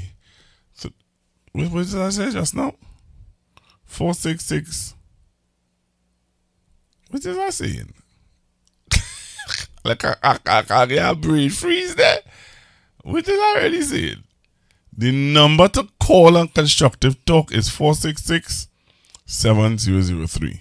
466 7003. That is the number to call on Constructive Talk. Cool? Cool. Hello, good evening. Yeah, good night again, Pastor Google. I was going on call, but you want already call and tell it had an earthquake, right? Okay. Besides that, it would have buildings fall down and then a lot of other infrastructure damage take place. So the Vice President, Mr. Rodriguez, can call a state of emergency. Because a lot of other things collapse and things, buildings and things collapse. Okay. So that would slow down, traffic or whatever and all that. Okay. So then we had to pull together some hampers or some stuff to help them. Yeah. I'm saying, We have to do the government could do something. Excuse? She don't want nothing from Trinidad government. Oh yes, that too. She no one that's not forget I'm sharing this present Prime Minister is not on speaking terms. No, they're not on speaking terms. But all we have to pray for them, Yeah, that kind of thing. All right, thank you very much. Night. Yeah, man. Hello, good evening. Hello, good evening. It's not 466, it's 464. Yeah, I said it. I just realized. I put it up on the screen there. It's 464-7003. That number I called just now is 91. Wait, 9 number. That number is sticking right head me. And I don't know how I pick up your previous show. That don't normally happen to me, but the show was going so interesting with Mr. There was a 7.2 magnitude quake, followed by a 7.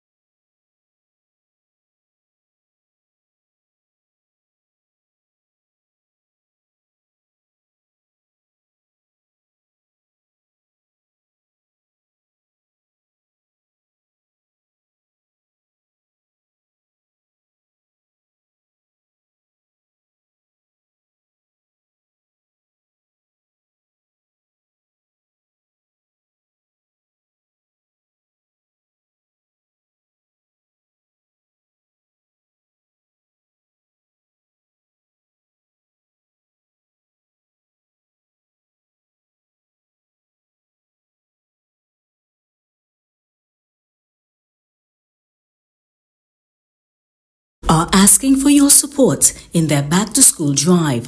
Let's help the less fortunate children get ready for the new school term.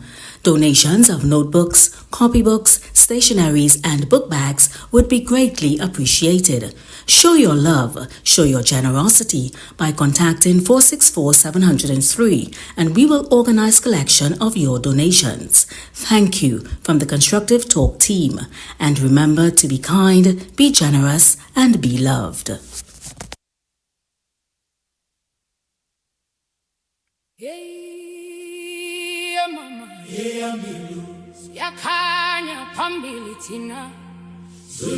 Yak and Friends proudly presents Uhuru 8.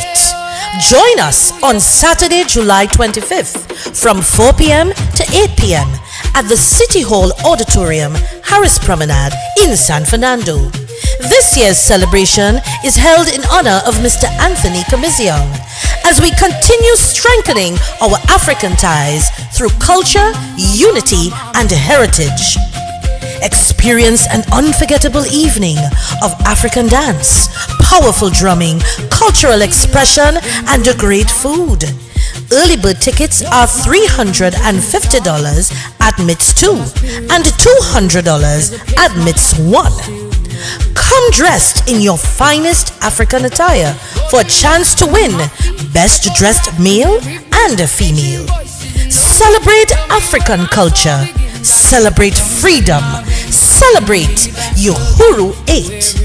For tickets, contact 684-1792 or ticket outlet at Something Special with Finishing Touch at Ritz Plaza, number 25, St. James Street in San Fernando.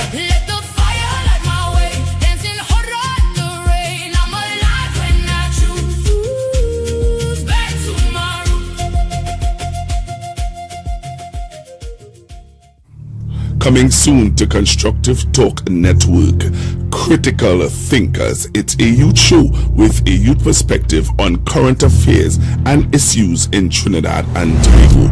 Critical Thinkers, youth perspective on Constructive Talk.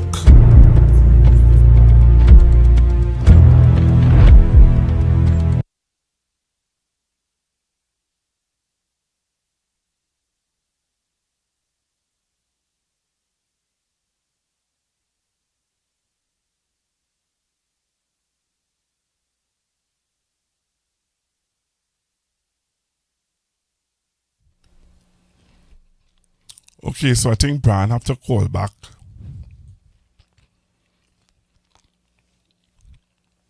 Brian, if you're listening, I think you have to call back because we had a piece of lightning and thunder just now. And the audio, no volume. People saying no volume. Volume, please. No volume. Pastor Google, I am hearing you. We need volume.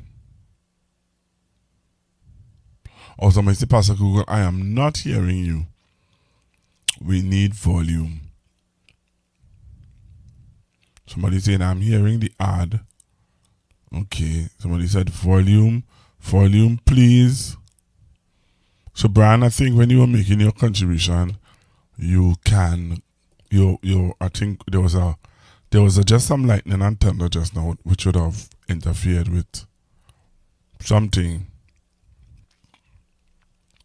So if you can call back, Brian, and make your contribution, that'll be real good. I appreciate that.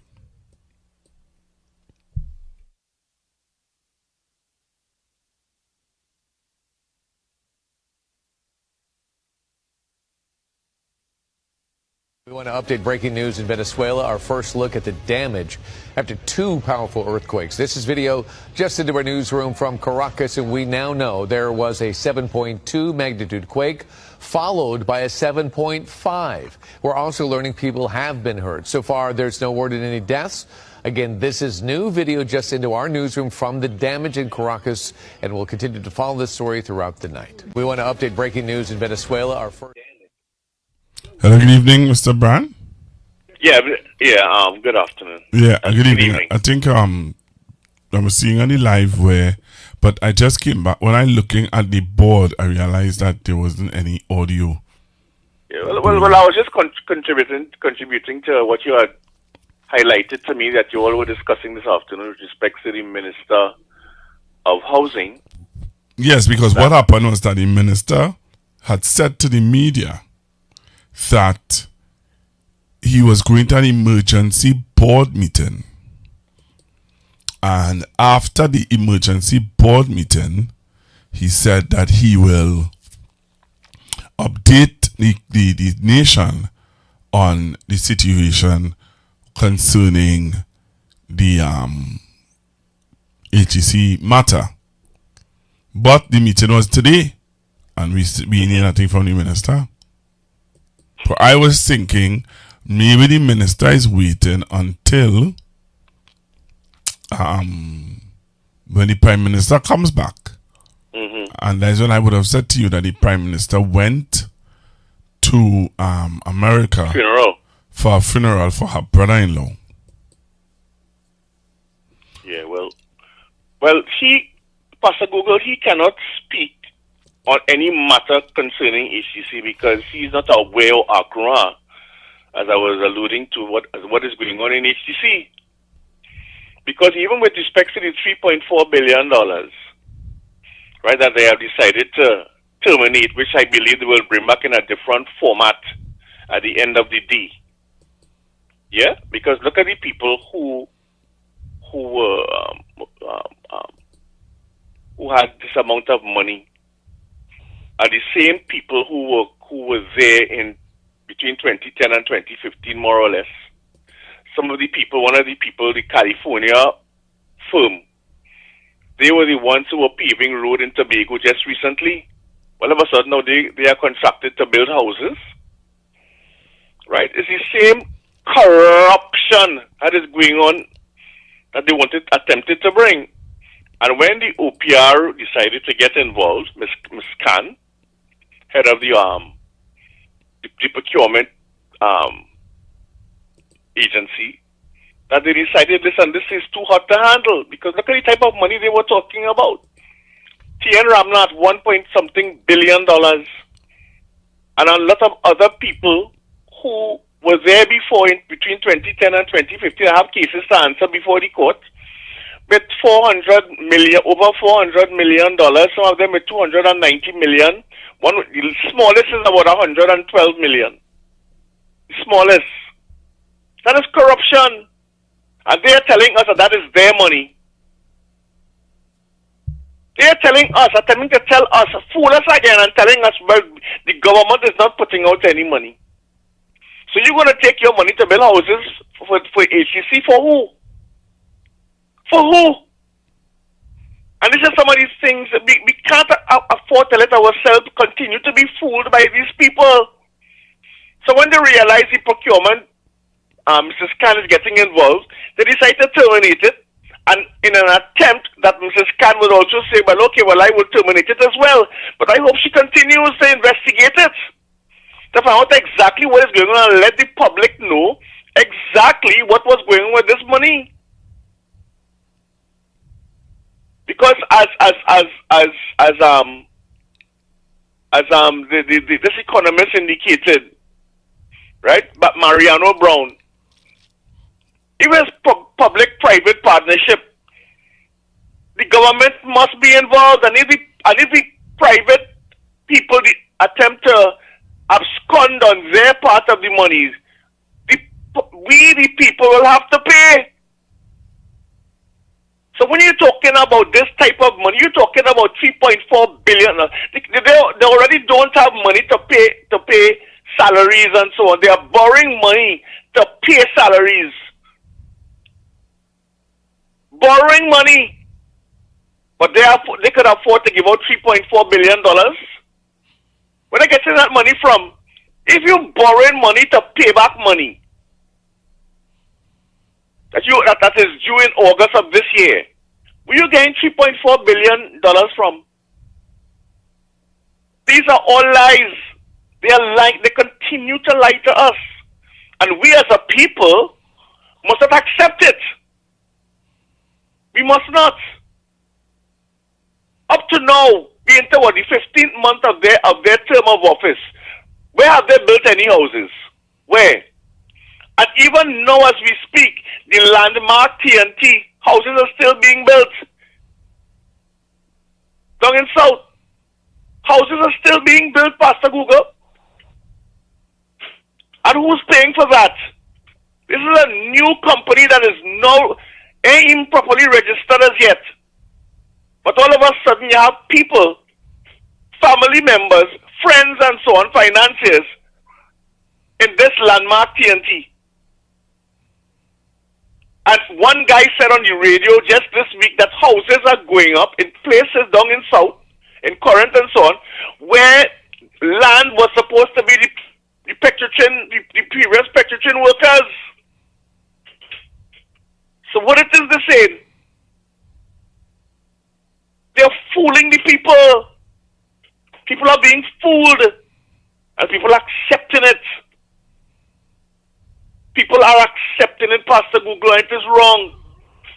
And that is why we have to be on our P's and Q's and question. They're not even accepting questions from the media. They're not answering questions. It's 27-1G with everything almost. They're running and they're hiding. This minister of housing doesn't have a clue what is going on. He cannot speak on housing unless he gets okay from the prime minister or the chairman of the board. Cannot speak. He doesn't know what's going on in his own ministry. None of them. That's why when they come on to speak, they speak of everything else but housing. And that is the problem that we have in this country. Let me tell you something about the UNC. The UNC does nothing unless there's a kickback involved. Absolutely not. Think about it. Everything that they did before in 2010 to 2015 had to have a kickback.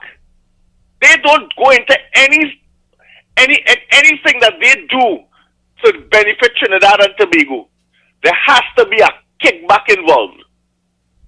There must be. And if it is the procurement, Mrs. Khan is looking into it, that means, hey, this too hot to handle. Let's stand down on it and come with something else down the road. I can bet your bottom dollar eventually they're going to come back with something down the road. Maybe in a different format, but they're going to come back with something because they have to make sure that they themselves and their financiers make money. That is what it is all about. Look at the people. And I bet you the same names come up again. The same names going to come up again. T.N. Ramnath, the California people, everybody is going to come up. The names going to come up again. There will be no change. And we as a people have to take note of these things and recognize and realize that we are being taken for fools. And that has to stop. Thank you very much. All right, thank you very much. All right, I'll take 2 or 3 more calls before we end the program. All right, 2 or 3 more calls before we end the program this evening. So if you want to call in now, you can call in now on 464-7003. 464-7003. We'll take your calls, hear your views on issues. All right, take your calls and hear your views on issues. All right. So what's your view? So I played for you the AGC situation. I played for you the AGC situation. Do you believe that do you believe that the minister is going to have a press conference and tell us? Hello, good evening. Good evening, Pastor Google. Good evening, sir. Yeah, good evening to all the listeners and the hearers on the social media and all of that. Pastor Google, I just want to tell you to keep up the fight, to tell everybody to keep the faith. Let us say our prayers, try and do the right thing, what we're supposed to do. Trying to be back our political leader, Miss Penny. Yeah? Mm-hmm. This what it is going on here, it is very disturbing. How a party could see tens of thousands of mothers with children to feed on the breadline, nothing to eat, the place hard, and you can stand up and tell me you're going to do contract and do project for 1.something billion here, give this company 3 billion here, give this 1 billion. So why you don't take that same money and give these people and their work and stimulate the economy, so that the people could start purchasing again and business could start to prosper, stimulate the economy? Yeah? This is wickedness all they're doing to the people. Pastor Google, I want to believe tonight that this government come back. This lady come back with a venom. She come back to govern this country with a venom. This has to be spite. This can't be normal. Right? People in the UNC and all, they're feeling ashamed. They're mumbling amongst themselves. They're not talking in public yet. They're mumbling amongst themselves. All the people who want to give these people and them the vote and give them the constitutional majority in parliament, they're feeling sick right now. Pastor Google, I want to tell you it's a hard battle. It's going to be a hard set of years ahead for us. I know what you're doing. You're making a sacrifice. Continue the good work, brother. Continue the good work. But there are many people listening to you. They might be calling every night like myself. There are people listening to you and hearing what it is going on. Continue the good fight. Right? And to also, before I leave Pastor Google, you hear me, brother? Yeah, yeah. Right. I'm still hurting. I am still hurting from what I heard you played for me last night. That clip you played for me last night, I had a very uncomfortable day today. It keeps me thinking in my mind. And I want to make a clarion call today. I want to make a clarion call today, Pastor Google. I'm calling on a gentleman who every Saturday morning religiously I used to get up and turn on my radio and listen to this brother, who is a well-learned brother, talk about African studies in my country. Today, Pastor Google, I am calling on my brother Muhammad. I am calling on you, Muhammad. African people and poor people in this country is under attack. Brother Muhammad, where are thou? I'm just asking. I'm not coming to criticize or blast nobody's name so nobody can put you into any kind of jeopardy, Pastor Google. But I am calling on Brother Muhammad. Come on, the African people and poor people in this country is under attack. Every Saturday morning now you're giving my thing and telling me about the white man, what the white man doing in history, and what the 1% doing we, and what the white man do we how much years ago. Right now your people under attack. And I want to remind people, there's a certain man, politician, and a former trade unionist that I have full respect for. His name is David Abdullah. Now, David Abdullah is not a PNM like me. Pastor Google here now. Is David Abdullah PNM? No, he's not. David Abdullah is not a PNM. But I will tell you why I have a certain level of respect for David Abdullah. David Abdullah, people who listen, David Abdullah was in 2010, he was part of the People Partnership. He signed the Pfizer Accord under the People Partnership as the MSJ. And he was not only given a state board position, but Muhammad, I wanted to hear this news. I want them to tell you, I want the people to tell you, call you out to more, please God. And I wanted to make a statement for the African people. Brother David Abdullah was not only on a state board, he was a senator in the UNC. And when he started to see corruption and things, you know what he did? He resigned from the party because that brother is a brother of ethics. That is a brother of a conscience. A conscience. He have ethics, he have standard. He have moral values, moral and spiritual values. So when the corruption started in UNC, he said, hey, I cannot stay and take my senator money. He pull out. Brother Muhammad, we want to hear what is your view. We want to hear if you're going to sit down or you're getting a position and you're eating a food and your mouth full, you can't talk for the black man here. Trinidad and Tobago, or your waiters wake up and see what it is going on. This same behavior is what have African people in slavery. When they call some of us, they give us some things, they give us material things to sell our own brother. And look at the end of you know what that end up causing me 400 years of slavery. So, Brother Muhammad, I want the message to get back to you. I want you to come out and speak on behalf of the same African people that want to mentor and teach and guide on a certain radio station on a Saturday morning.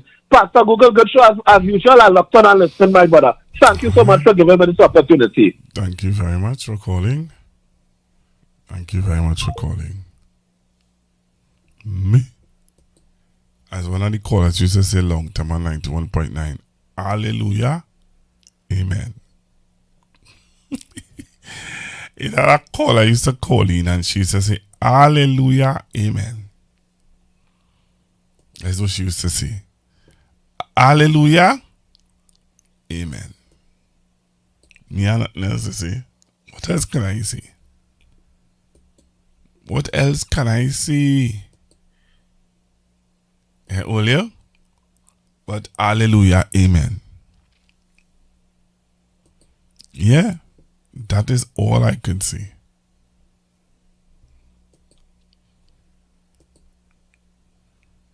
That is all I can say. Trinidad and Tobago. Where's all of you? Where's all your thoughts? How you feel? Constructive Talk. Monday to Thursday, 8:30 to 11. Tomorrow, please God, the PNM have a public meeting in Pointe-à-Pierre. So we have no program here. Say a prayer for the people in Venezuela. They are going through a rough time right now. Alright, so please say a prayer for our brothers and sisters in Venezuela. They're really going through it. Alright? I asked 10% to find out something for me. On his show, he ain't call back.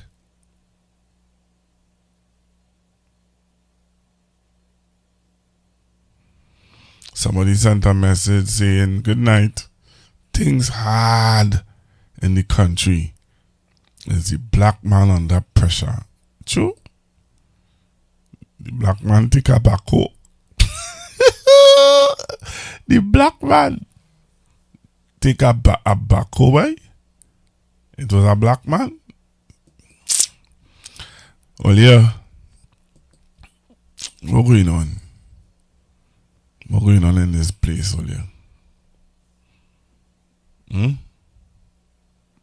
We had to get together, you know. We had 3 more years of this. 3 more years. So we need to get together. Quick and fast. You need to get together.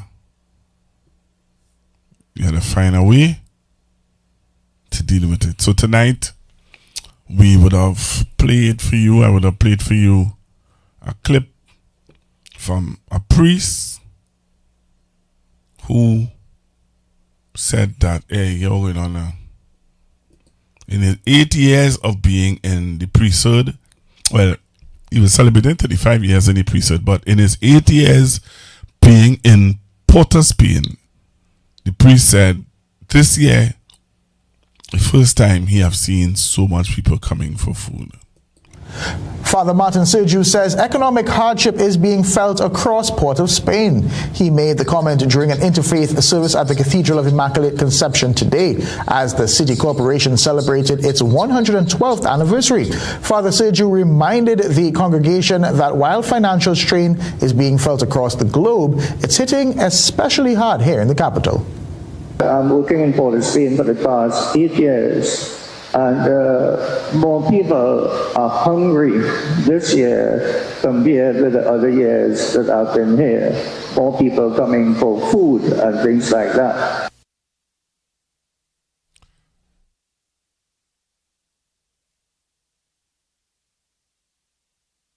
Yep, so the priest said that at the Port of Spain City Corporation celebration interfaith service. He said more than that, He talked about the unemployment and he talked about the food. People coming to the church now more than ever. And also we talked about this story. A daring ABM heist in Tobago in the dead of night sounds like a scene straight out of a Hollywood blockbuster. But for residents in Plymouth, Tobago, it was a terrifying reality. A crew of bandits, including one appeared to be dressed as Batman, used a stolen backhoe to tear into a First Citizens ABM. But as Stephen Nicholas reports, the heist did not go as planned. A daring ATM heist in Plymouth on Tuesday night has left Tobagonians in shock. 5 bandits, one of them dressed as Batman, tried to rob a First Citizens ATM. Police say bandits first held up 3 estate constables at a THA facility in Quorlon and stole a backhoe and van. They then drove less than 3 kilometers to Shelbourne Street. Using the arm of the backhoe, the thieves broke the wall of the building and dislodged the vault in mere minutes. However, CCTV footage showed the Cape bandit and the others struggling to lift the vault onto the getaway van. After 10 minutes, the frustrated thieves jumped into the vehicle without the loot and escaped. Police found the stolen van abandoned on Adventure Trace. Residents upstairs the ATM outlet said they heard a loud bang around 2 a.m. and thought it was an accident. However, a second loud thud shook the entire building and scared occupants. Police were contacted, but they weren't able to intercept the thieves in time.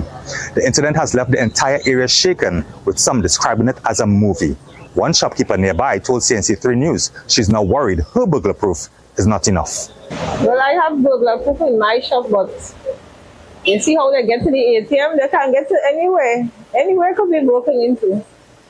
Plymouth residents insist the bandits are outsiders, saying villagers would never commit such a crime. And with the closest ATM now at Pleasant Prospect, residents say it is a huge inconvenience. I came to check to see if I get my salary, and I saw this backhoe and the machine break down. That put Plymouth very bad, and Plymouth is a good place. While most residents have condemned the act, they believe the brazenness shows how desperate people have become.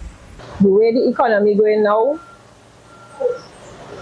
people make up their mind to do whatever to get that money. Police say they are reviewing CCTV footage of the incident and investigations are ongoing. Plymouth electoral representative Kern Alexis could not be reached for comment up to news time. Stefan Nicholas, CNC3 News. Hello? Pastor Google, I just want to say 2 things before you close up. One is, I forget one, but I'll tell you this one. Do you know that the president of Guyana has called in Sandals boss to build a Sandals in Guyana? No, I was not. So everybody will have a Sandals except who? Tobago. Everybody will have a Sandals. And I could recall when Dr. Rowley made the first attempt to get Sandals into Tobago, and they battered the people of Sandals all over the place. And his wife have been Kamala Pasabi says, when Sandals decided, listen to me, I can't afford to have my name all over in papers all over the world, and have my name scattered and being spoken so ill of. So I am leaving. Kamala Pasabi said, I am pleased. So even Guyana, Pastor Google, is going to have a Sandals. So there you go. Sandals in Guyana, Sandals in St. Vincent and the Grenadines, Sandals in St. Lucia, Sandals in Grenada, Sandals all over the Caribbean except where? Trinidad and Tobago, because you go make bellboys and bellgills. So that's the end of that. Anything that is good for the Caribbean ain't good for Trinidad and Tobago. That is how the UNC sees us. All right. So even Guyana having one now. The other thing I wanted to tell you, I can't remember exactly what it was. I'll try and remember. Have a good evening. Same to you, sir. All right, and we have the report, as I look to close, of the husband and wife who was arrested. And his wife have been detained by police after officers executed court-approved search warrants at properties in West Moorings and Trin City. The detention comes just days after Attorney General John Jeremy warned in Parliament that wealthy individuals who believe their status places them above the law would face the same treatment as any other suspect. While police have stressed that no charges have been laid and that the investigation remains active, the development has sent shockwaves through the business community. Otto Carrington reports. Businessman Dominic Hadid and his wife were detained by police on Wednesday after officers executed search warrants at properties in West Moorings and Trin City as part of an ongoing investigation.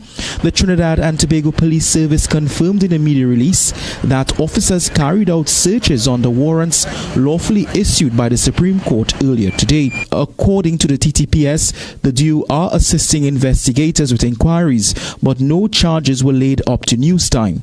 Police stress that the execution of a search warrant is a routine investigative procedure and should not be interpreted as a finding of wrongdoing.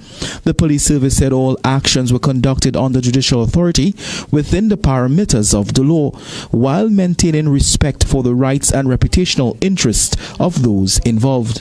TTPS executes search warrants in West Moorings and Trin City. The Trinidad and Tobago Police Service confirms that arising out of an ongoing investigation, officers executed search warrants lawfully issued by the Supreme Court of Judicature at locations in West Moorings and Trin City earlier today. During the execution of these warrants, a couple was detained and are currently assisting investigators with inquiries. No charges have been laid at this time. When pressed further, ASP Russell was not forthcoming. As soon as information comes to hand, we will furnish the media with same. Okay, well, I don't think this would interrupt the investigation. At what time was the warrant executed? Mr. Jensen, the investigation is But it was ongoing. executed past tense, so what time did you go to the locations and, knock on the door, hi, police, we come to search? What time was that? Mr. Jensen, we will update you as more information comes to hand. Operations continued as normal at Hadid's Blue Waters Company when CNC3 News visited earlier on Wednesday. Commenting on the matter, environmental activist and Syrian businessman Gary Aboud said he awaits the outcome. I don't have enough information to make an informed comment. If I knew the circumstances, I could say something. All I could say now is that I support the pursuit of justice without exception. I support the police officers in the line of duty. Let us see what is the truth and let us support our men in uniform regardless of the hurt and the feeling that we might have. Just recently, Attorney General John Jeremy made a comment in the Parliament regarding certain group of businesses involved in what he said was illicit activities. Today, I wish to say this. To those persons among us who consider that their wealth allows them guarantees from prosecution and from the attention of law enforcement bodies, we say those days are behind us.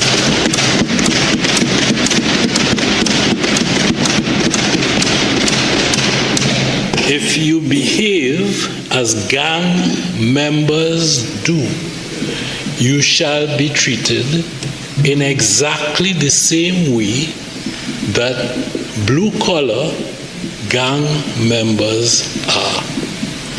If your designation happens to be within the 1%, it happens to be 6, 7, or 8, Tetron awaits.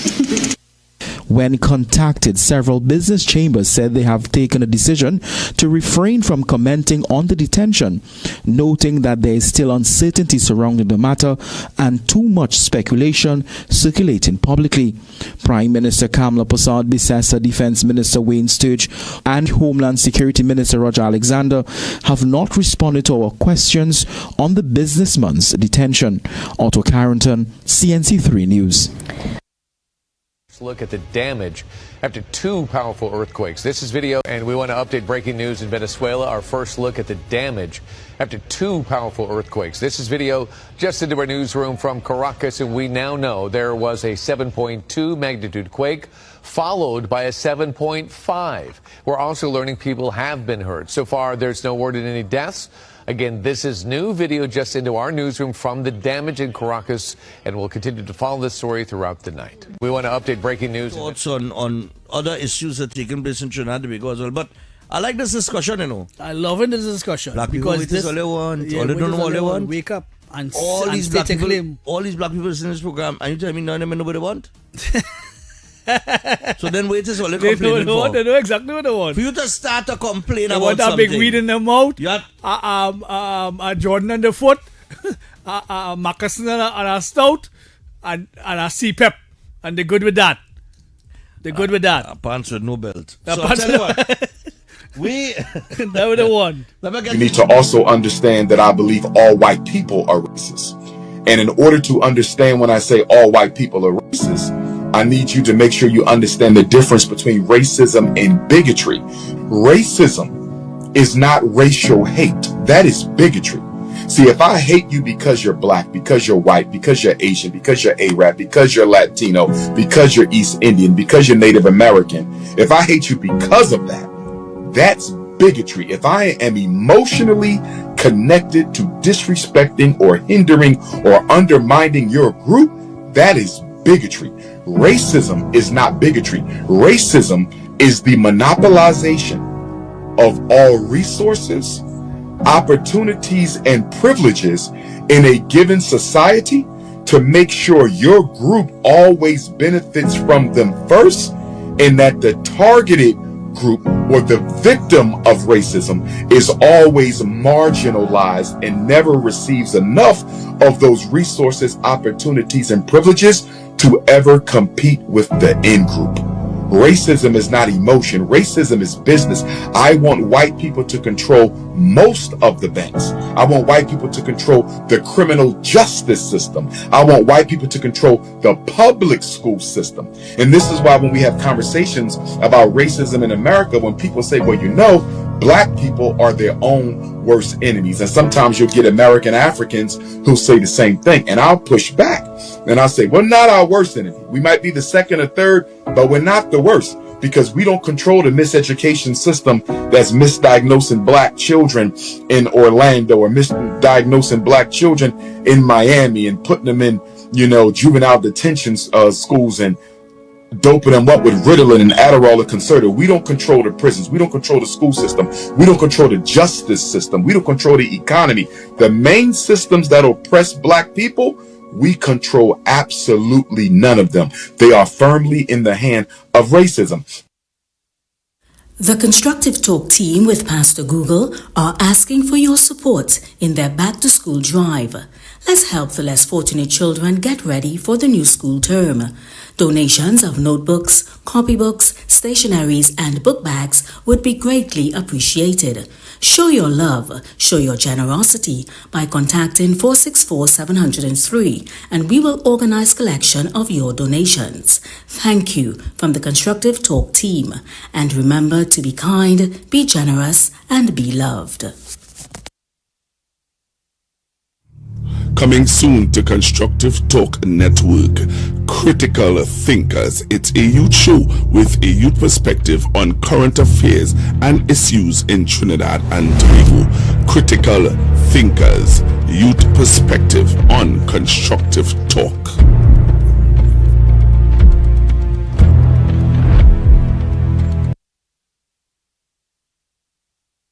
Yeah, mama. Yeah, yakanya pambilitina Yak and Friends proudly presents Uhuru 8. Join us on Saturday, July 25th from 4 p.m. to 8 p.m. at the City Hall Auditorium, Harris Promenade in San Fernando. This year's celebration is held in honor of Mr. Anthony Kamiziong as we continue strengthening our African ties through culture, unity, and heritage. Experience an unforgettable evening of African dance, powerful drumming, cultural expression, and a great food. Early bird tickets are $350 at MITS 2 and $200 at MITS 1. Come dressed in your finest African attire for a chance to win Best Dressed Male and Female. Celebrate African culture. Celebrate freedom. Celebrate Uhuru 8. For tickets, contact 684-1792 or ticket outlet at Something Special with Finishing Touch at Ritz Plaza, number 25, St. James Street in San Fernando.